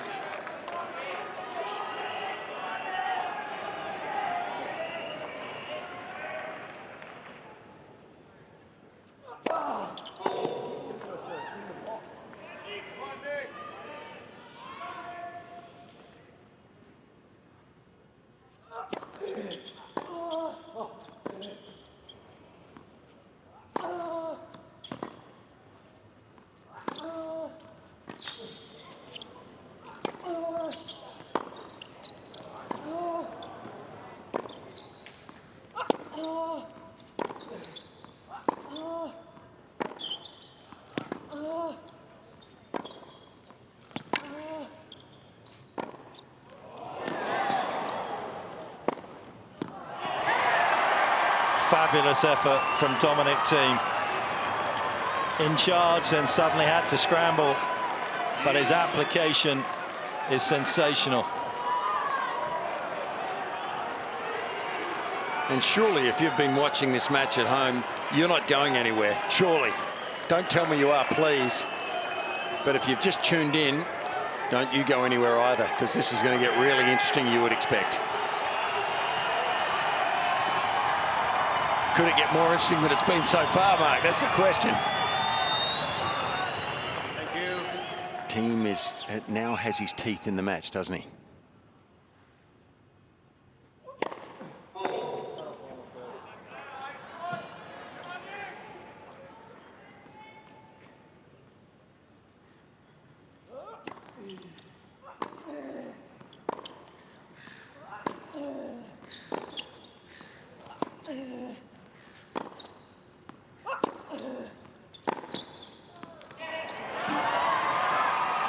Very interesting second serve there from Nick Kyrgios. Didn't want to roll the dice and hit a big second serve. He wanted to play a rally. Dominic Thiem right now is in the ascendancy in the baseline exchanges. Hasn't always been that way for the opening 2 hours. You're not controlling the game, but people are just screaming out. Control it. Come on, Nick, you love the NBA. It's what they do. They still...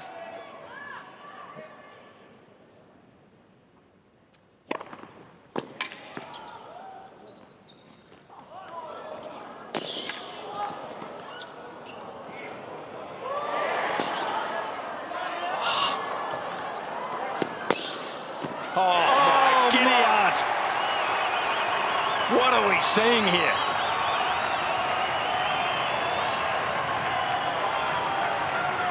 That's just not normal. Yes. Unbelievable save from Nick Kyrgios.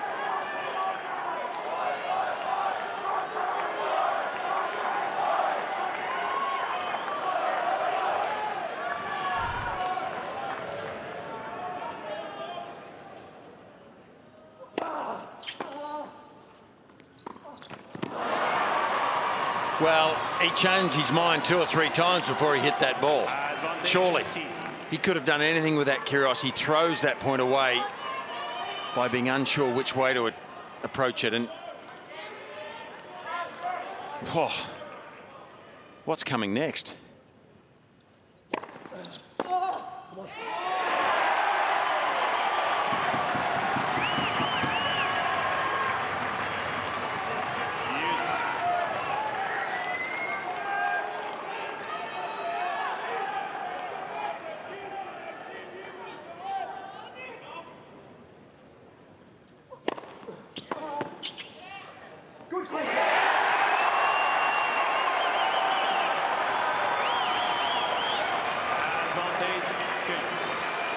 Can't have it both ways. He doesn't want people calling out, and then he says, great call, as the ball's in midair.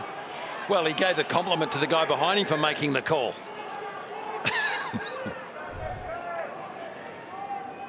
Chaos.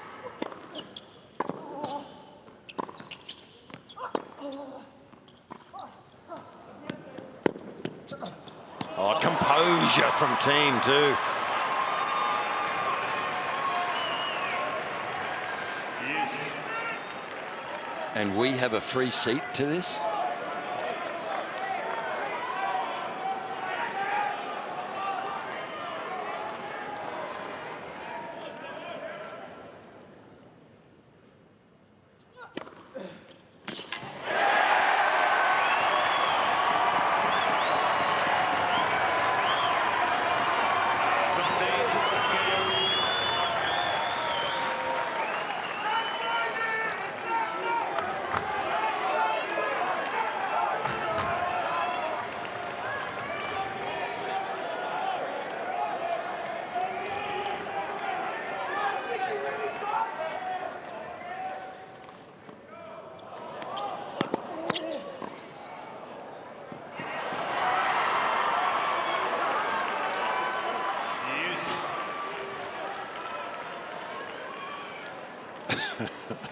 Pure nonsense, pure wisdom.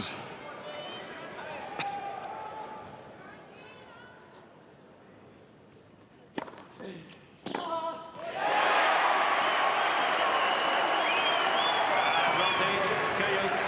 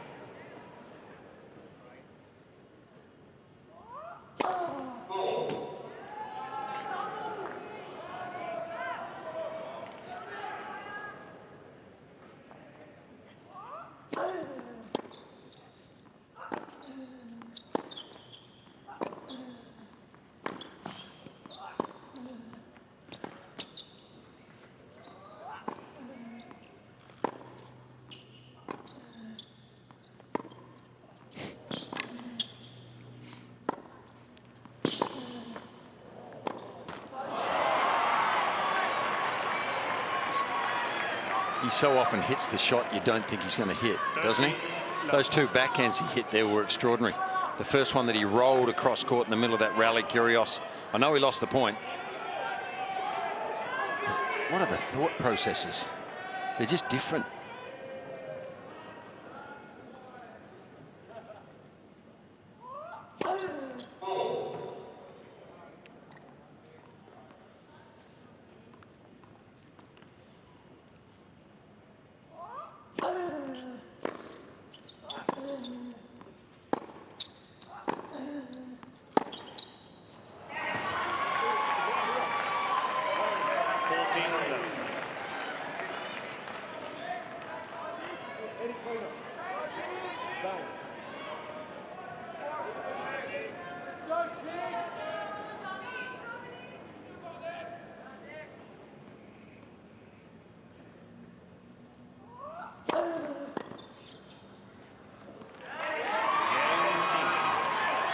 Well, that was a stabilising game for Dominic Thiem after the disappointment of not breaking through.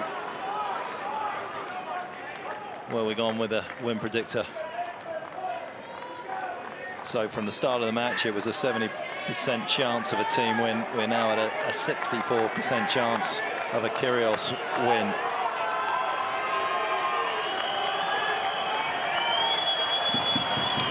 I just think anything here is unpredictable. Can you think of one thing that is predictable? His first serve. Okay. He can be a planet without an atmosphere. He can certainly go into a different orbit at times. He can lose his anchor.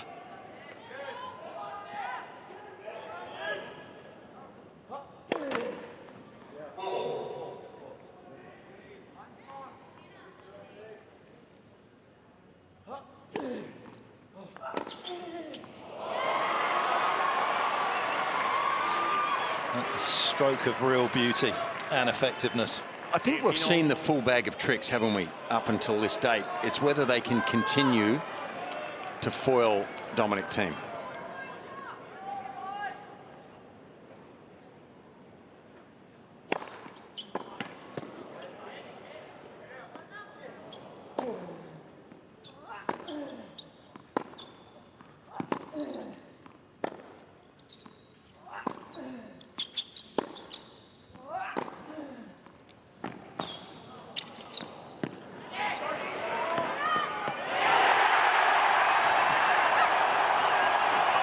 Take a bow. You deserve it. He wanted Thiem to look at him then.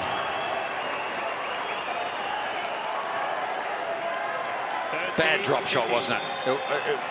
Hey, can't hit every shot perfectly, but I just think something down the line there would have won the point for him. Nick keeps running, looks across at Thiem just to see if he got a glimpse of him.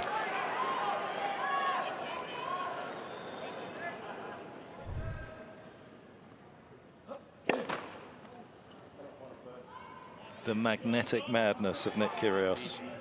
You cannot take your eyes off him.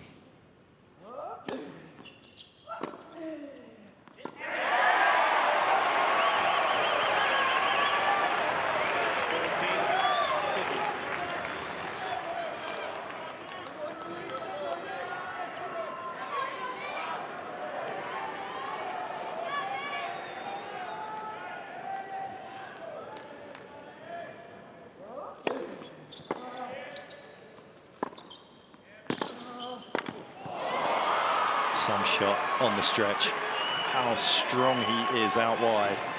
14-13.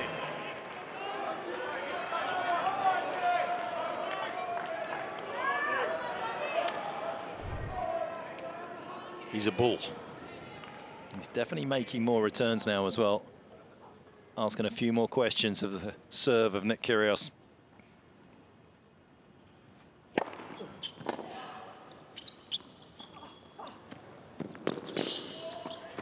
Covered it easily in the end.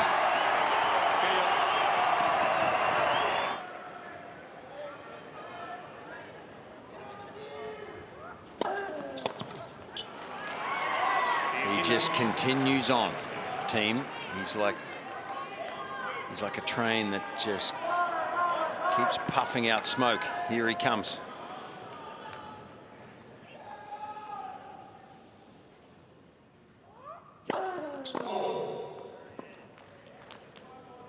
Maybe it's an electric train.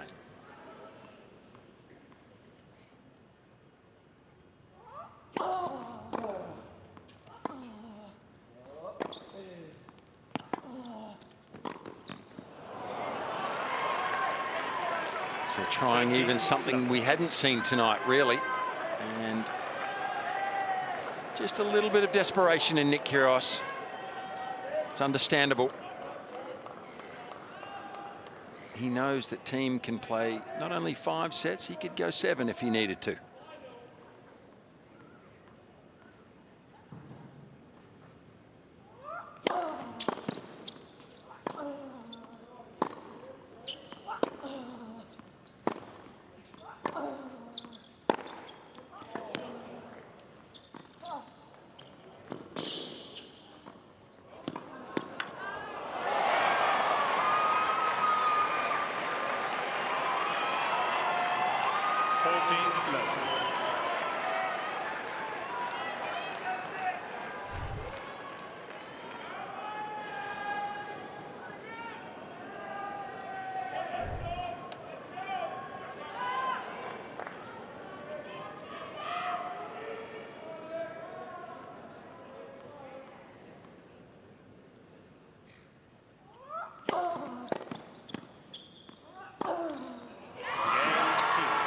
Quick game for Dominic.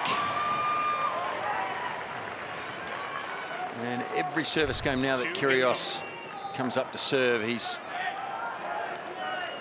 more under the pump now than he was earlier.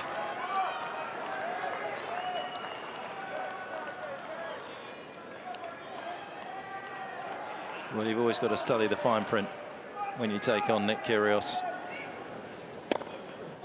read the terms and conditions, and certainly you get the sense here tonight that Dominic Thiem knew what was coming.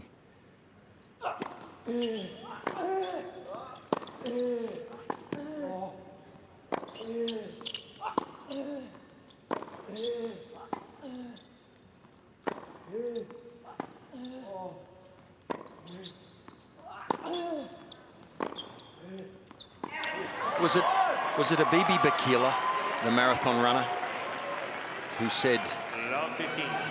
training only starts when the pain begins? It could well have been. That's well above my pay grade of knowledge. Well, but it sounds very good. Forgive me if I'm wrong, but that's what I see in Dominic Thiem.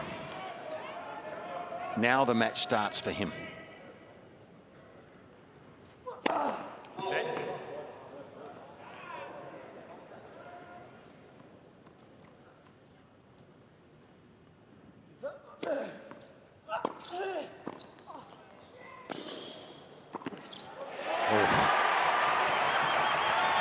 That was cutting it fine. I think Thiem's got to go down the line with that. When Kyrgios draws him forward, if he goes across court and doesn't get it right, he loses the point. Because Kyrgios hit a strange volley there. I thought he should have pushed that down the line probably, but if he goes across court with that chip shot when he's moving forward, Thiem, he's out of position if he doesn't hit a stone cold winner. Go down the line, keep yourself in the point, make Kyrgios hit a more difficult volley. Because Kyrgios is going to use this play more and more, you would expect.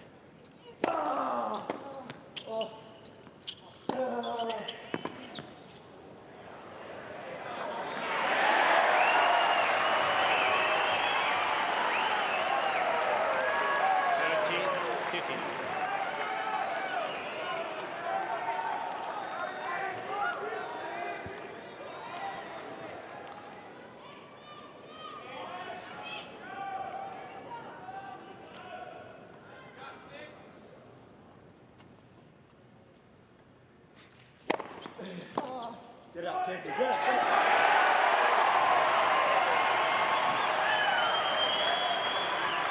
14-15.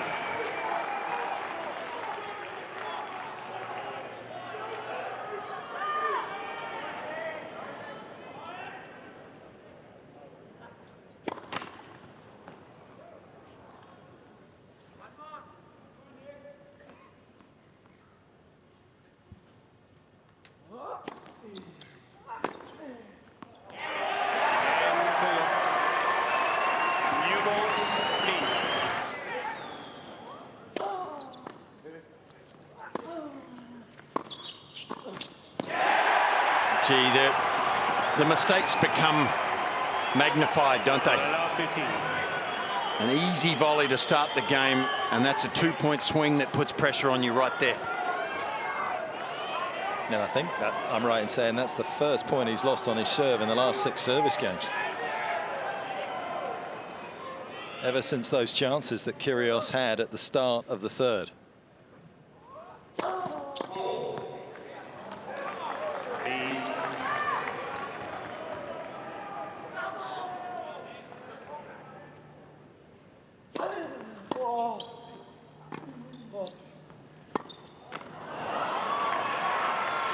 That had no chance of going in. He hit it so hard that even if he had to skim the net, that was going to go wide.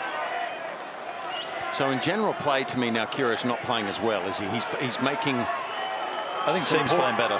Yeah, that too. But I think Nick's gone off a little bit. He's not hitting every ball as well as he did earlier, but he's capable of flaring up and just putting 4 unbelievable points together.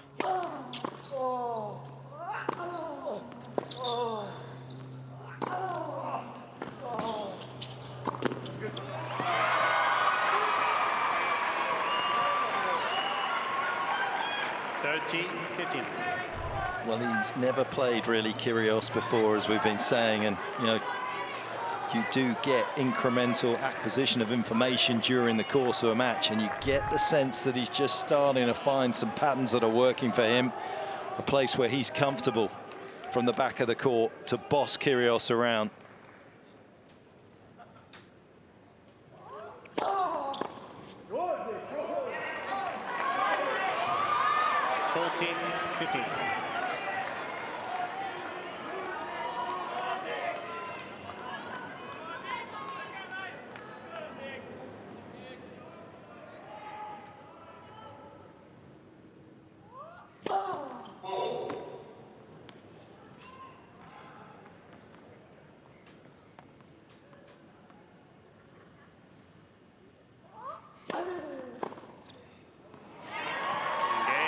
Thiem.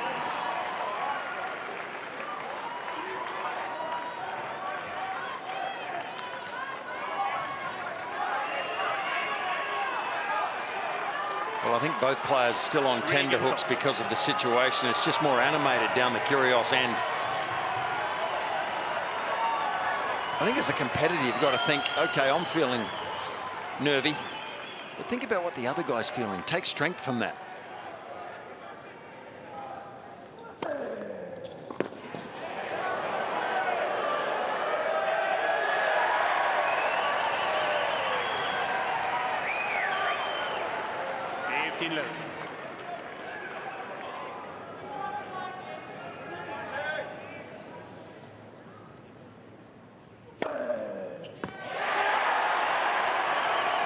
And the closer Kyrgios gets to 6 games in this set, the more energy you'd think he'd find.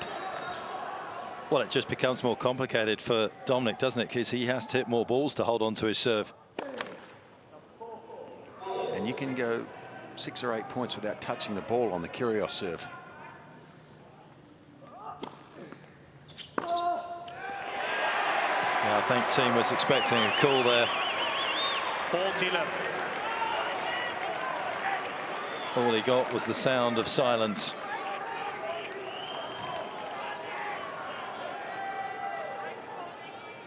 Gee, you've studied Paul Simon as well. Again, Kyrgios. Sensational serving.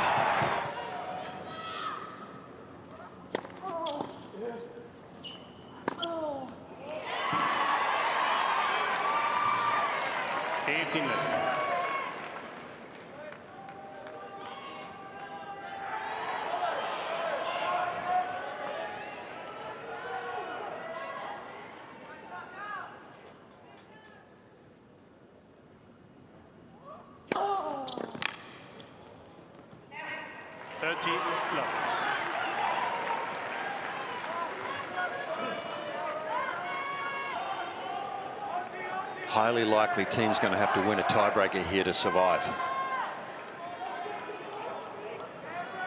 I guess I'm good at getting ahead of myself a little bit, Mark, at times, but it just feels like that to me. And there'll be tension aplenty.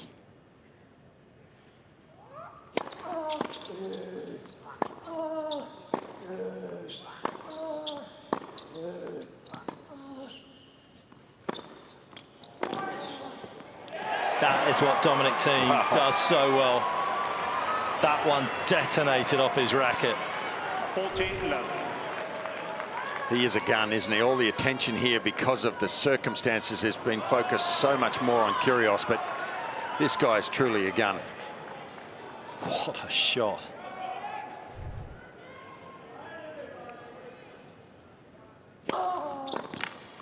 Game, Thiem. Well, if he serves like that, 4 games on. Cooler than Austria in the winter. And that's, of course, where he spent the off-season this year for the very first time at home. He spent time away in Spain, in Miami the previous year.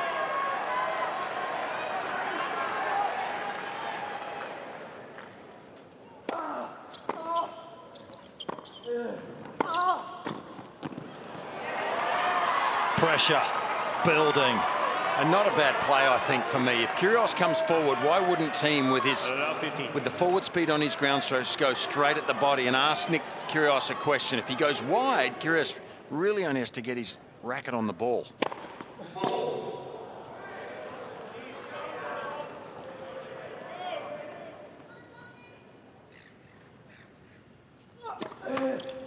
Now it's interesting, isn't it? Went for the serve volley. The bag of tricks.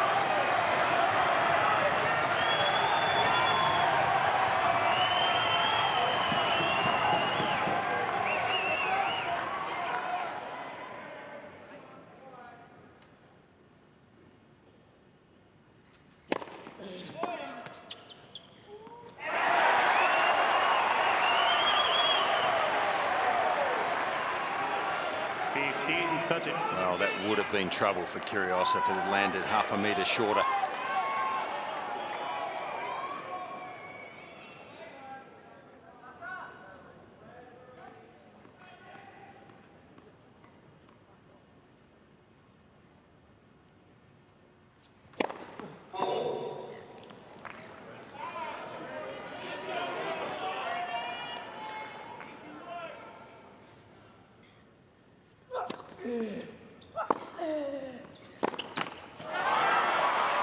And for all the great memories had here at the Australian Open, let's not forget that this is the only place that he has lost when he's been leading from 2 sets to love. Benoit Paire back in 2014 and Andres Seppi in 2017.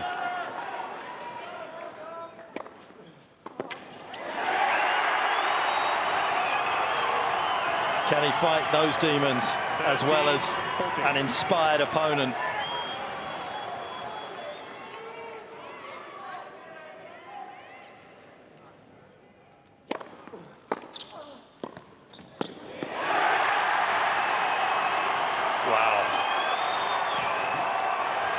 Through the air, I wondered if that was an out ball mark. Yes. It's tough to tell from up here, we're elevated, but that almost looked like it might go long, and it was a tentative volley, wasn't it?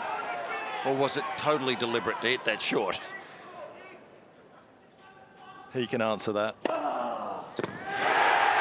Well, the serve is just extraordinary. May well be the best of this era. Advantage, Kyrgios.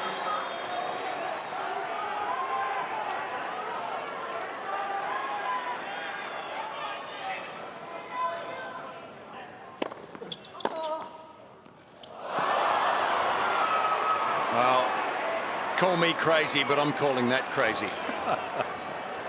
It could be catastrophic. I mean, that could be the difference here. This ball hits him in the leg when he did not need to do that. Nick.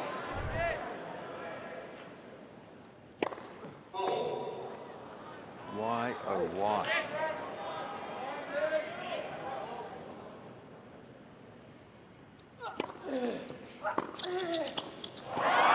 Spalding. Well, all of the fun and excitement of hitting tweeners, as they call them, that might disappear in one result here. It might be outweighed here. Goodness me.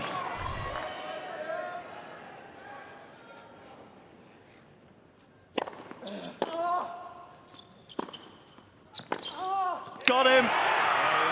And it is so costly for Kyrgios. As will that be as he fires a ball out of the stadium. And his hopes of winning in a fourth have surely gone with him dropping his serve. Ball abuse. Point penalty, Mr. Kyrgios. Point penalty.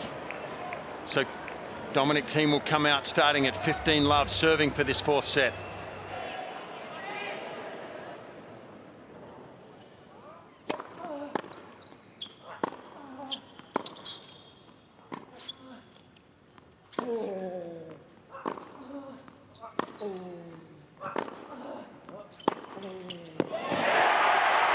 Well, he unloads on a forehand just as you feel he is becoming unhinged. 15-0.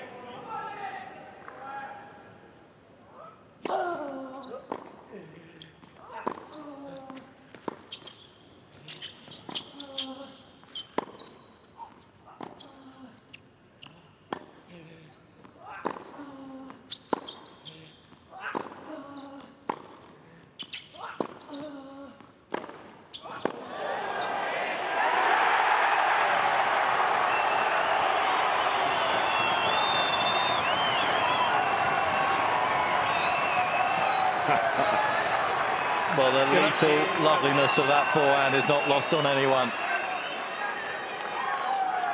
but more crucially, the value of it. Started the game at love 15.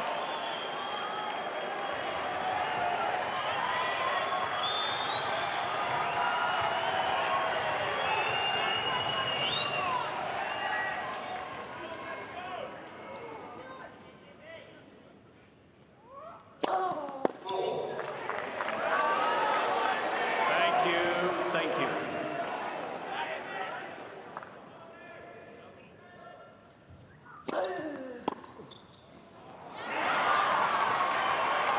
Gee, there's great racket head speed on that second serve. Thiem, I love the way he hits it. He doesn't decelerate. It's total acceleration with spin at the body, pays dividends.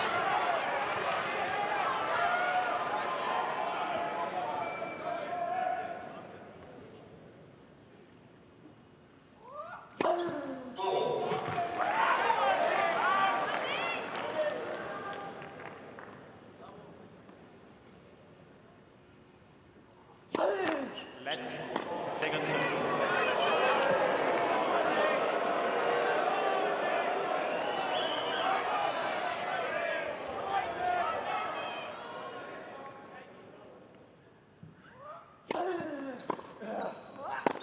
Come on.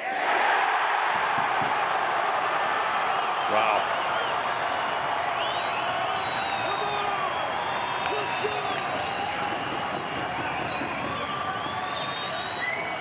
Thirty, 40.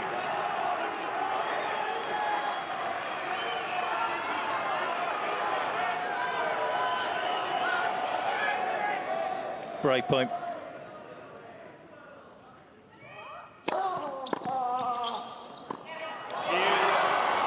Agonizingly close. That was centimeters, I'd say.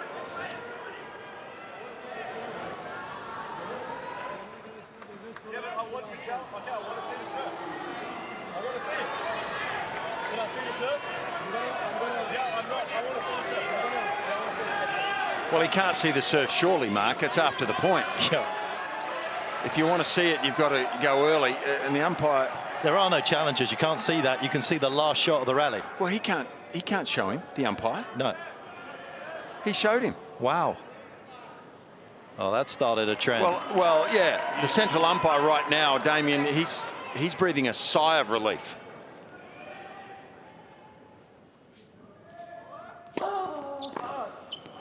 I'm staggered that the umpire allowed that to happen. Me too. You're going to get players doing it every day from here on in. Well, you just, not after the point. You can't do it, surely. Anyway, set point. Dominic Thiem here. I would have been ropeable to be Thiem if that technology hadn't shown us that.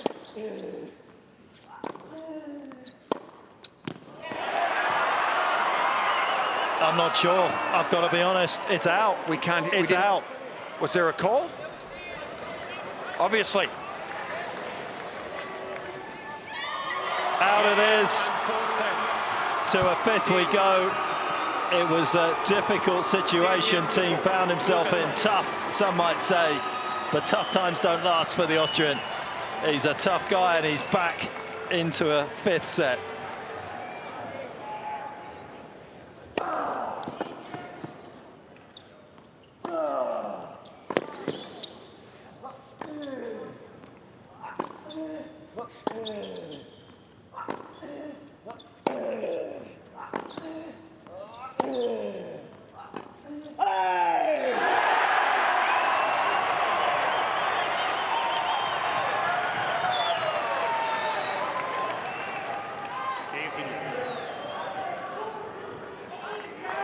You are getting a stack of enjoyment out of this, aren't you, fellow commentator? 30,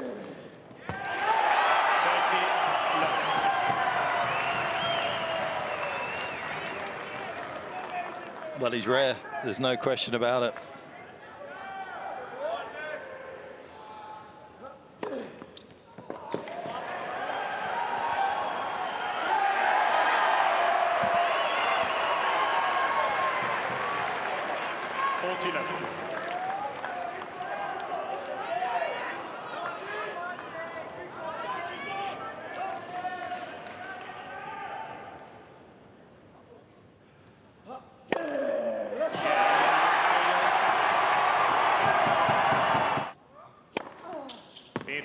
can the wind predictor have it at 59.41? It's just, throw it out the window. It's hard to, you just can't tell. If this is not 50-50 right now, I'll go he.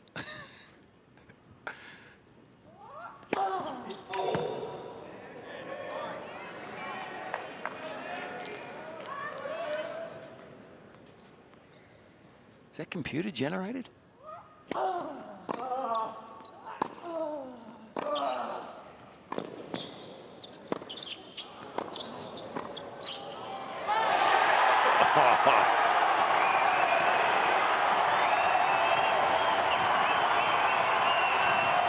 You know, when you teach the volley, you teach a young kid to get his head and eyes close to the racket face.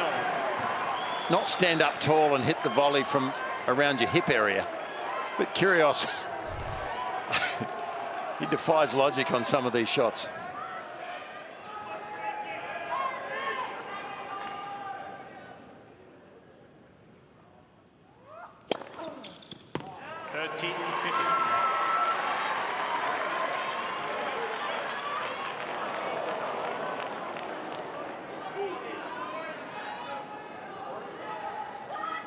He's served well, hasn't he? Just as solid as a rock, hasn't been phased. What a professional.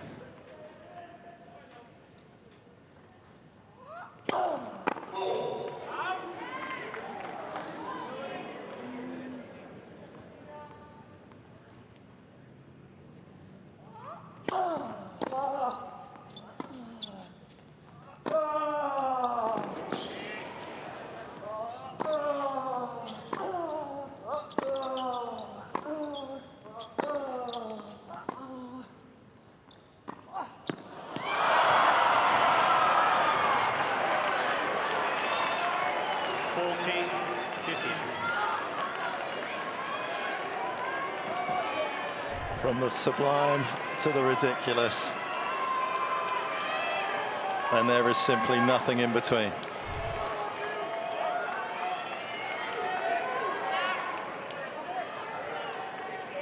He is a man of extremes.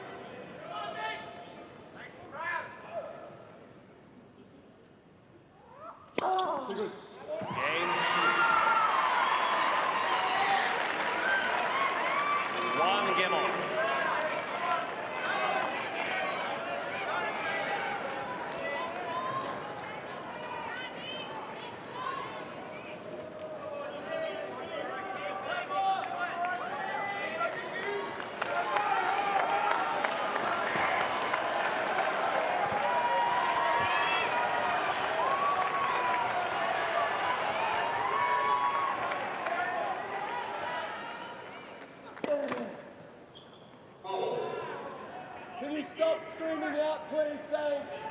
Shut up!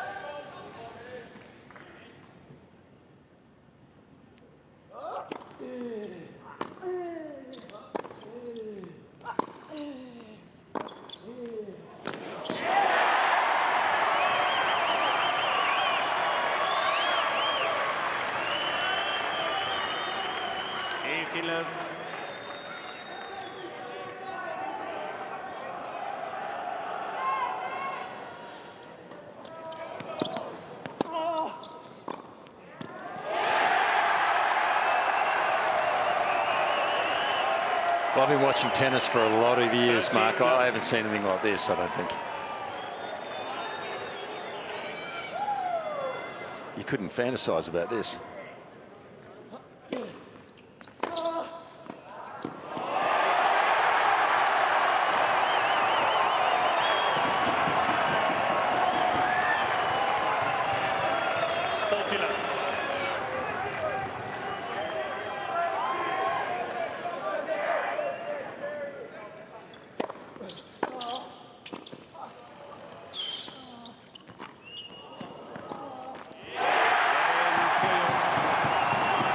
What a game.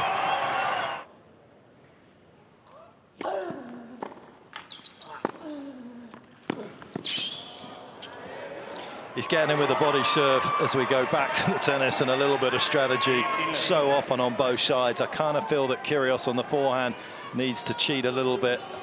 Dominic's got quite a high ball toss. You actually can move. Just cheat once, get the ball on the forehand, get yourself moving to the center of the court. He's actually outmaneuvering himself, Kyrgios. He's taking himself out of the court by hitting that with the backhand. Good serve. 13-11.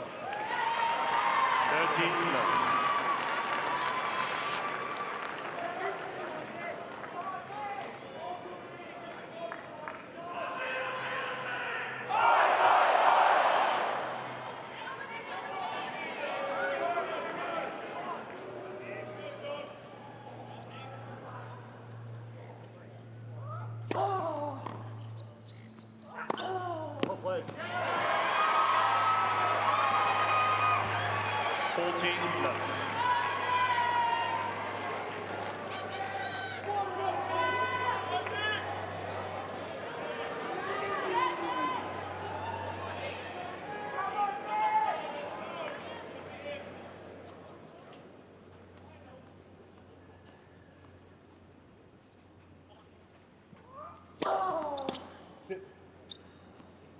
Hindrance. Oh, gee, this is going to be interesting. I mean, he's not wrong. Umpire's absolutely spot on. And he can't really let it go, because what if he does that at match point? New balls, please. 2 games off. I thought Nick might... Yeah, are you serious, he's saying? So he hasn't really...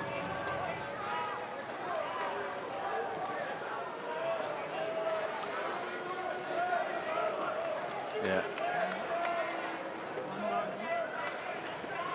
So you say that's hindrance, but some people's grunts aren't hindrance. How? How? How's it different? So Azarenka's grunt is fine, but that's not fine. Okay. Well, in his own world that he inhabits, that was a good analogy. I'm not sure it's going to work here.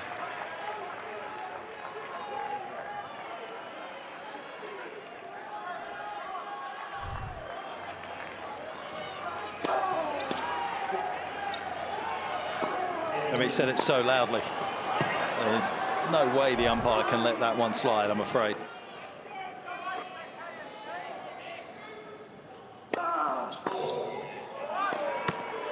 Ooh, he needs to be careful, Nick. Don't hit that ball anywhere near the umpire or the ball boy.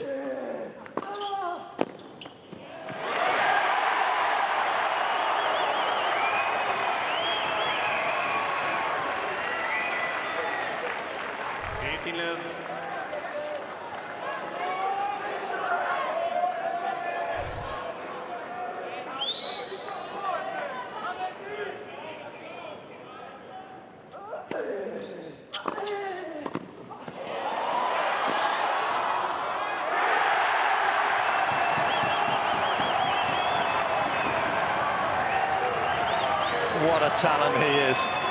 Not many players would have been able to pull that volley off. Thiem so agonizingly close as well.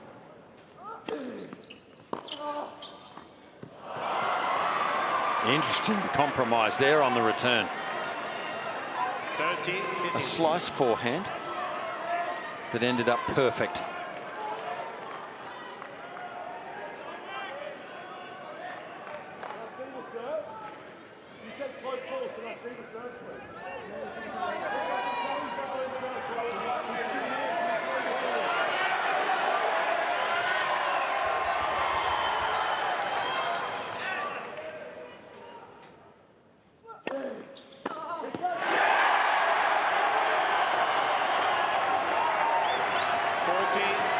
Well, he probably needs drama, doesn't he, to win from here?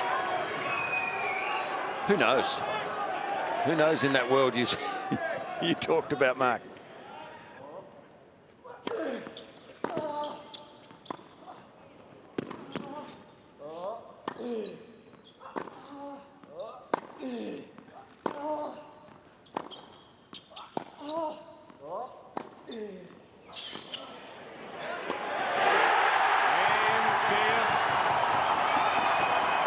It's just a sea of people as he was coming in out of their chairs.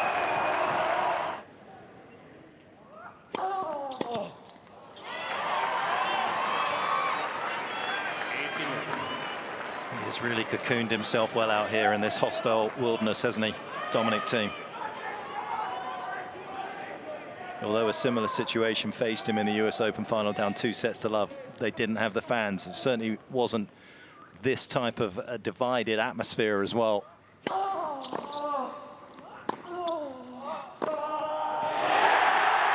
Scandalous shot. Yeah, that's just an extraordinary forehand. The difficulty factor on this is 10.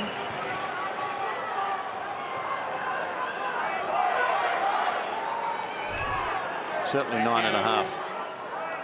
Both players are ready. Thank you.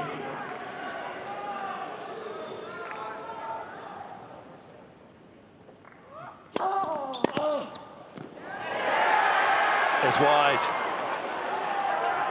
30. We need some sort of green or red dot on the screen to come up, because you can't hear the electronic line calling system.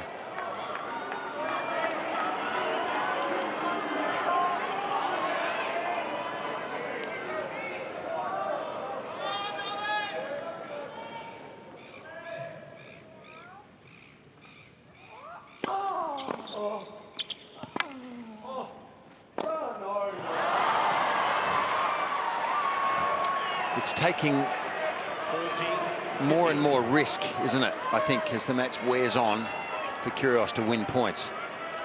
I mean, it's maybe that's unfair, but that shot was low percentage. I mean, when they're at the back of the court, at least.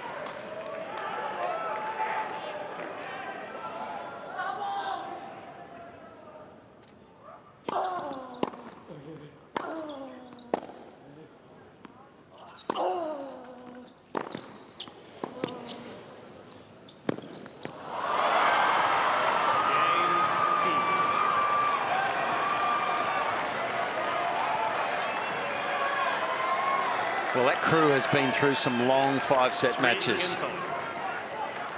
This is probably at the top of the scale for them to sit through, but they've been here before.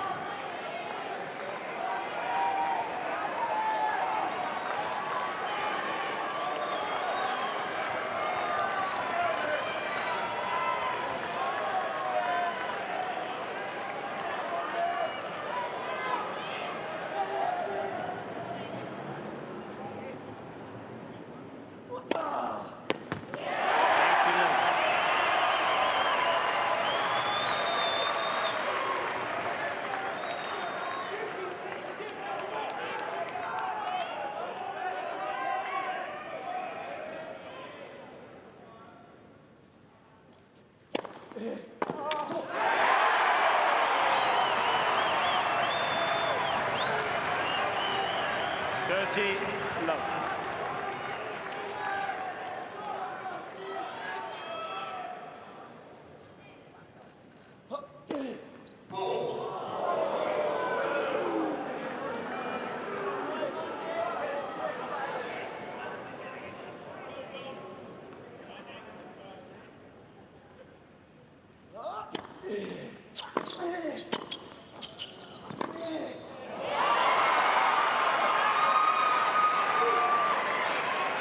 He's done a good job of finding his optimum performance level here, Dominic Thiem.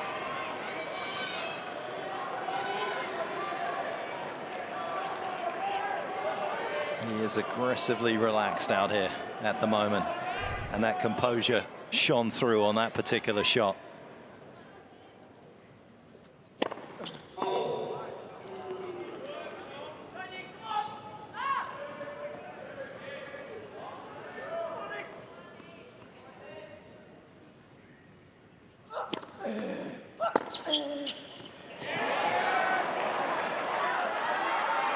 There was no call. Called good. It's dropped in. Gee, there was a lot of spin there. As it went past Kyrgios, you can understand him thinking it was going long. It passed him at such a height, didn't it? It just didn't feel at that pace it could possibly stay in. It hung on to the line, though. Can Kyrgios hang on?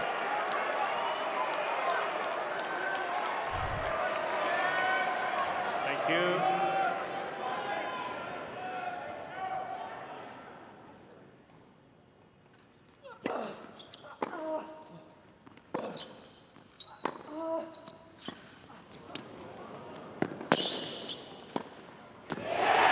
Wow. Clutch. I mean, that is genuine genius. At that stage of the match, 40, everything on the line. 30.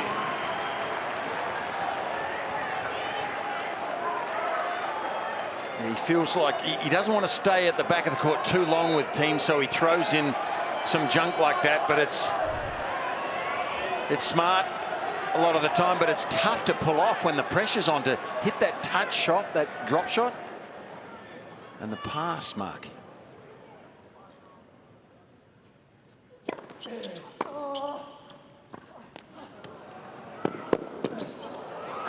Oh, Dominic Thiem, that is an incredible response.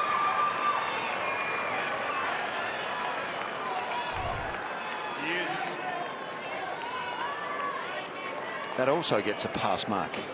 So easy to underhit that.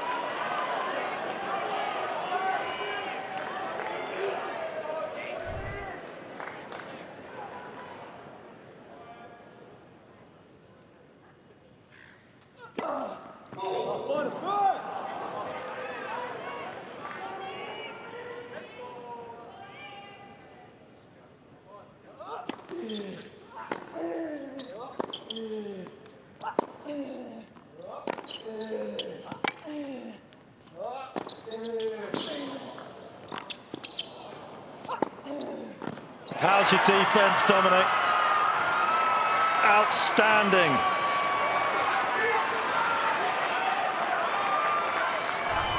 Advantage, Thiem. Well, he's earned this break point, has Thiem. He really has. This match on a knife's edge.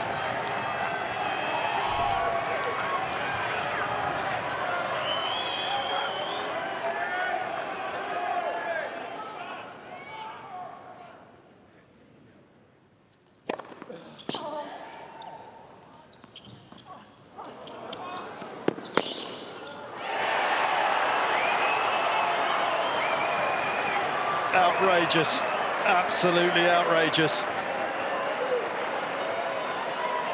Well, he constantly hits shots you just are not expecting, Kyrgios. Thiem here's thinking, he's trying to decide which way he's going to go, and he's got a microcosm of a moment to decide, really. I think he pushed it wide because Kyrgios actually read it and started moving that way, and he just went a little bit wider.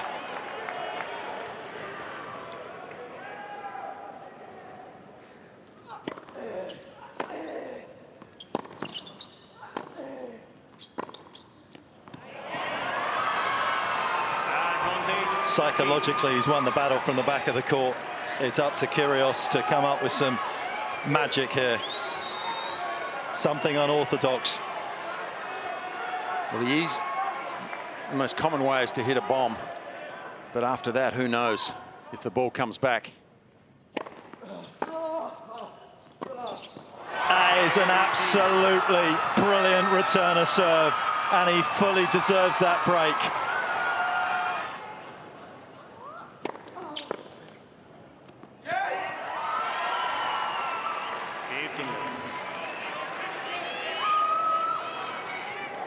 You know, the way that teams played this match, you almost feel as though mentally he came in prepared for the scenario that unfolded.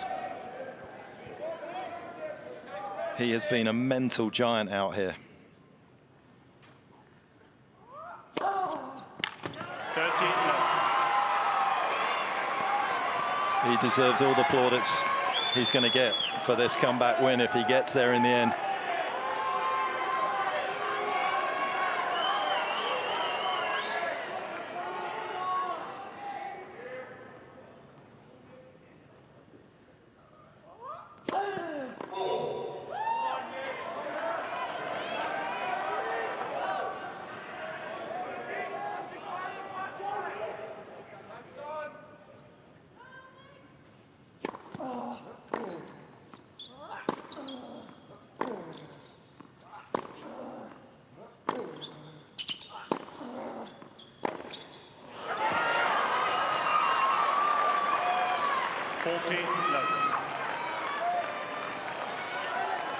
How good do you have to be beat Dominic Thiem is the question.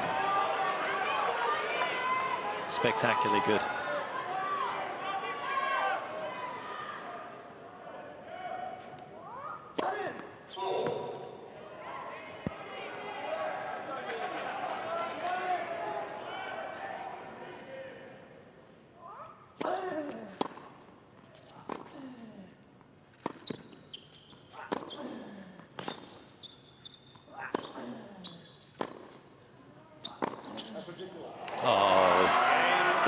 is just Thiem at his finest.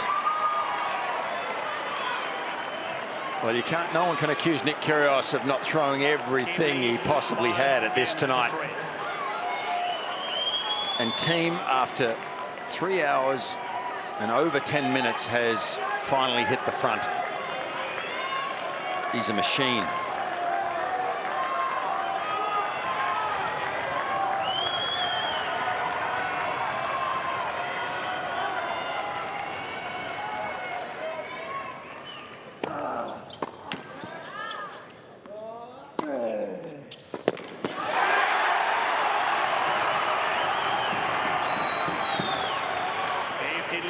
And no thought process either of not expending energy to try to break again, Thiem.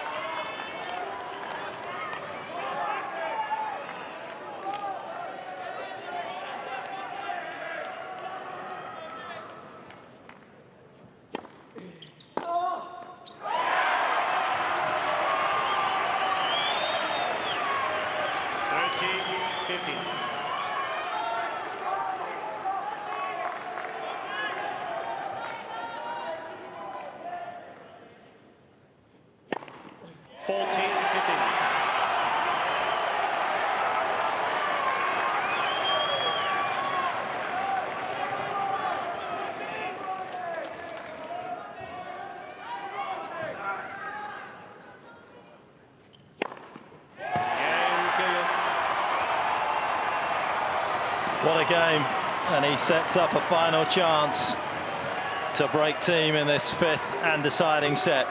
The Austrian leads 5-4.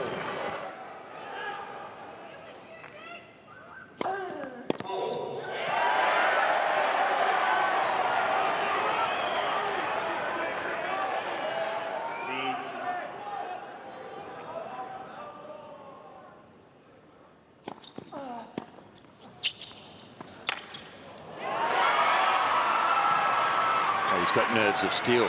That seemed like it was almost a let. That barely cleared the net, that second serve. You know, he's done so well. He hasn't antagonized the crowd at all here. The only time he's actually really engaged with his box was after that beautiful return that elicited the mistake from Kyrgios to go up a break in the fifth.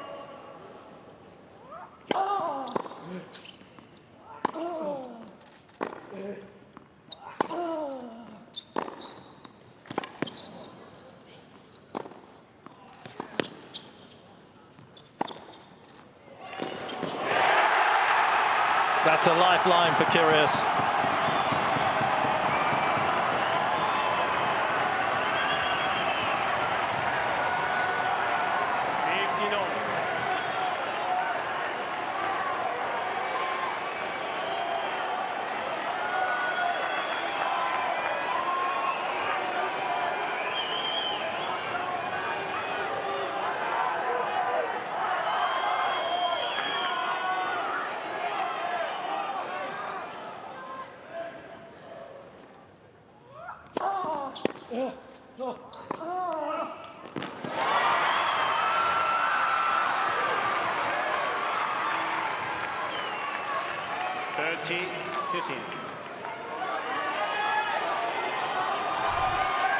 He is such a great professional, and he has a great sense of purpose in the big moments as well. He has the luxury of raw power. He didn't have to flirt with the lines there, and it was good enough.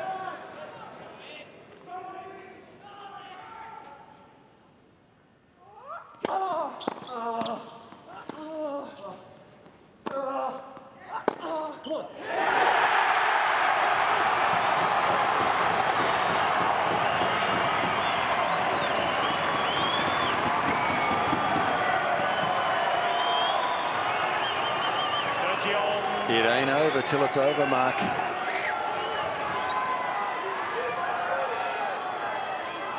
Nerve-wracking to the end.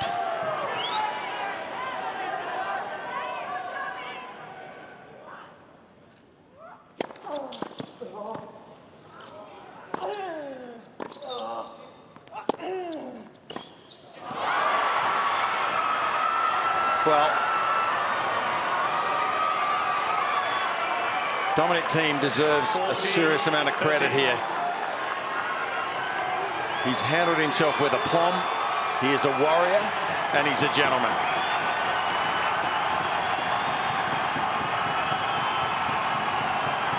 And he may well be a winner. Match point.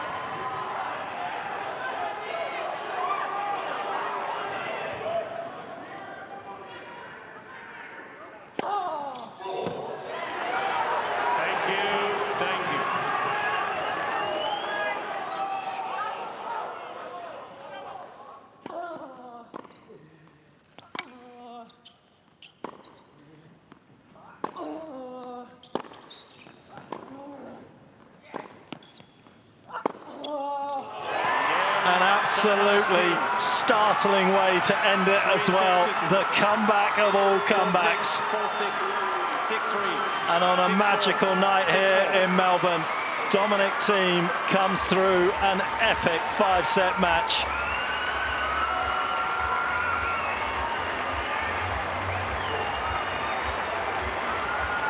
Well, we have witnessed something special out on the John Cain Arena court.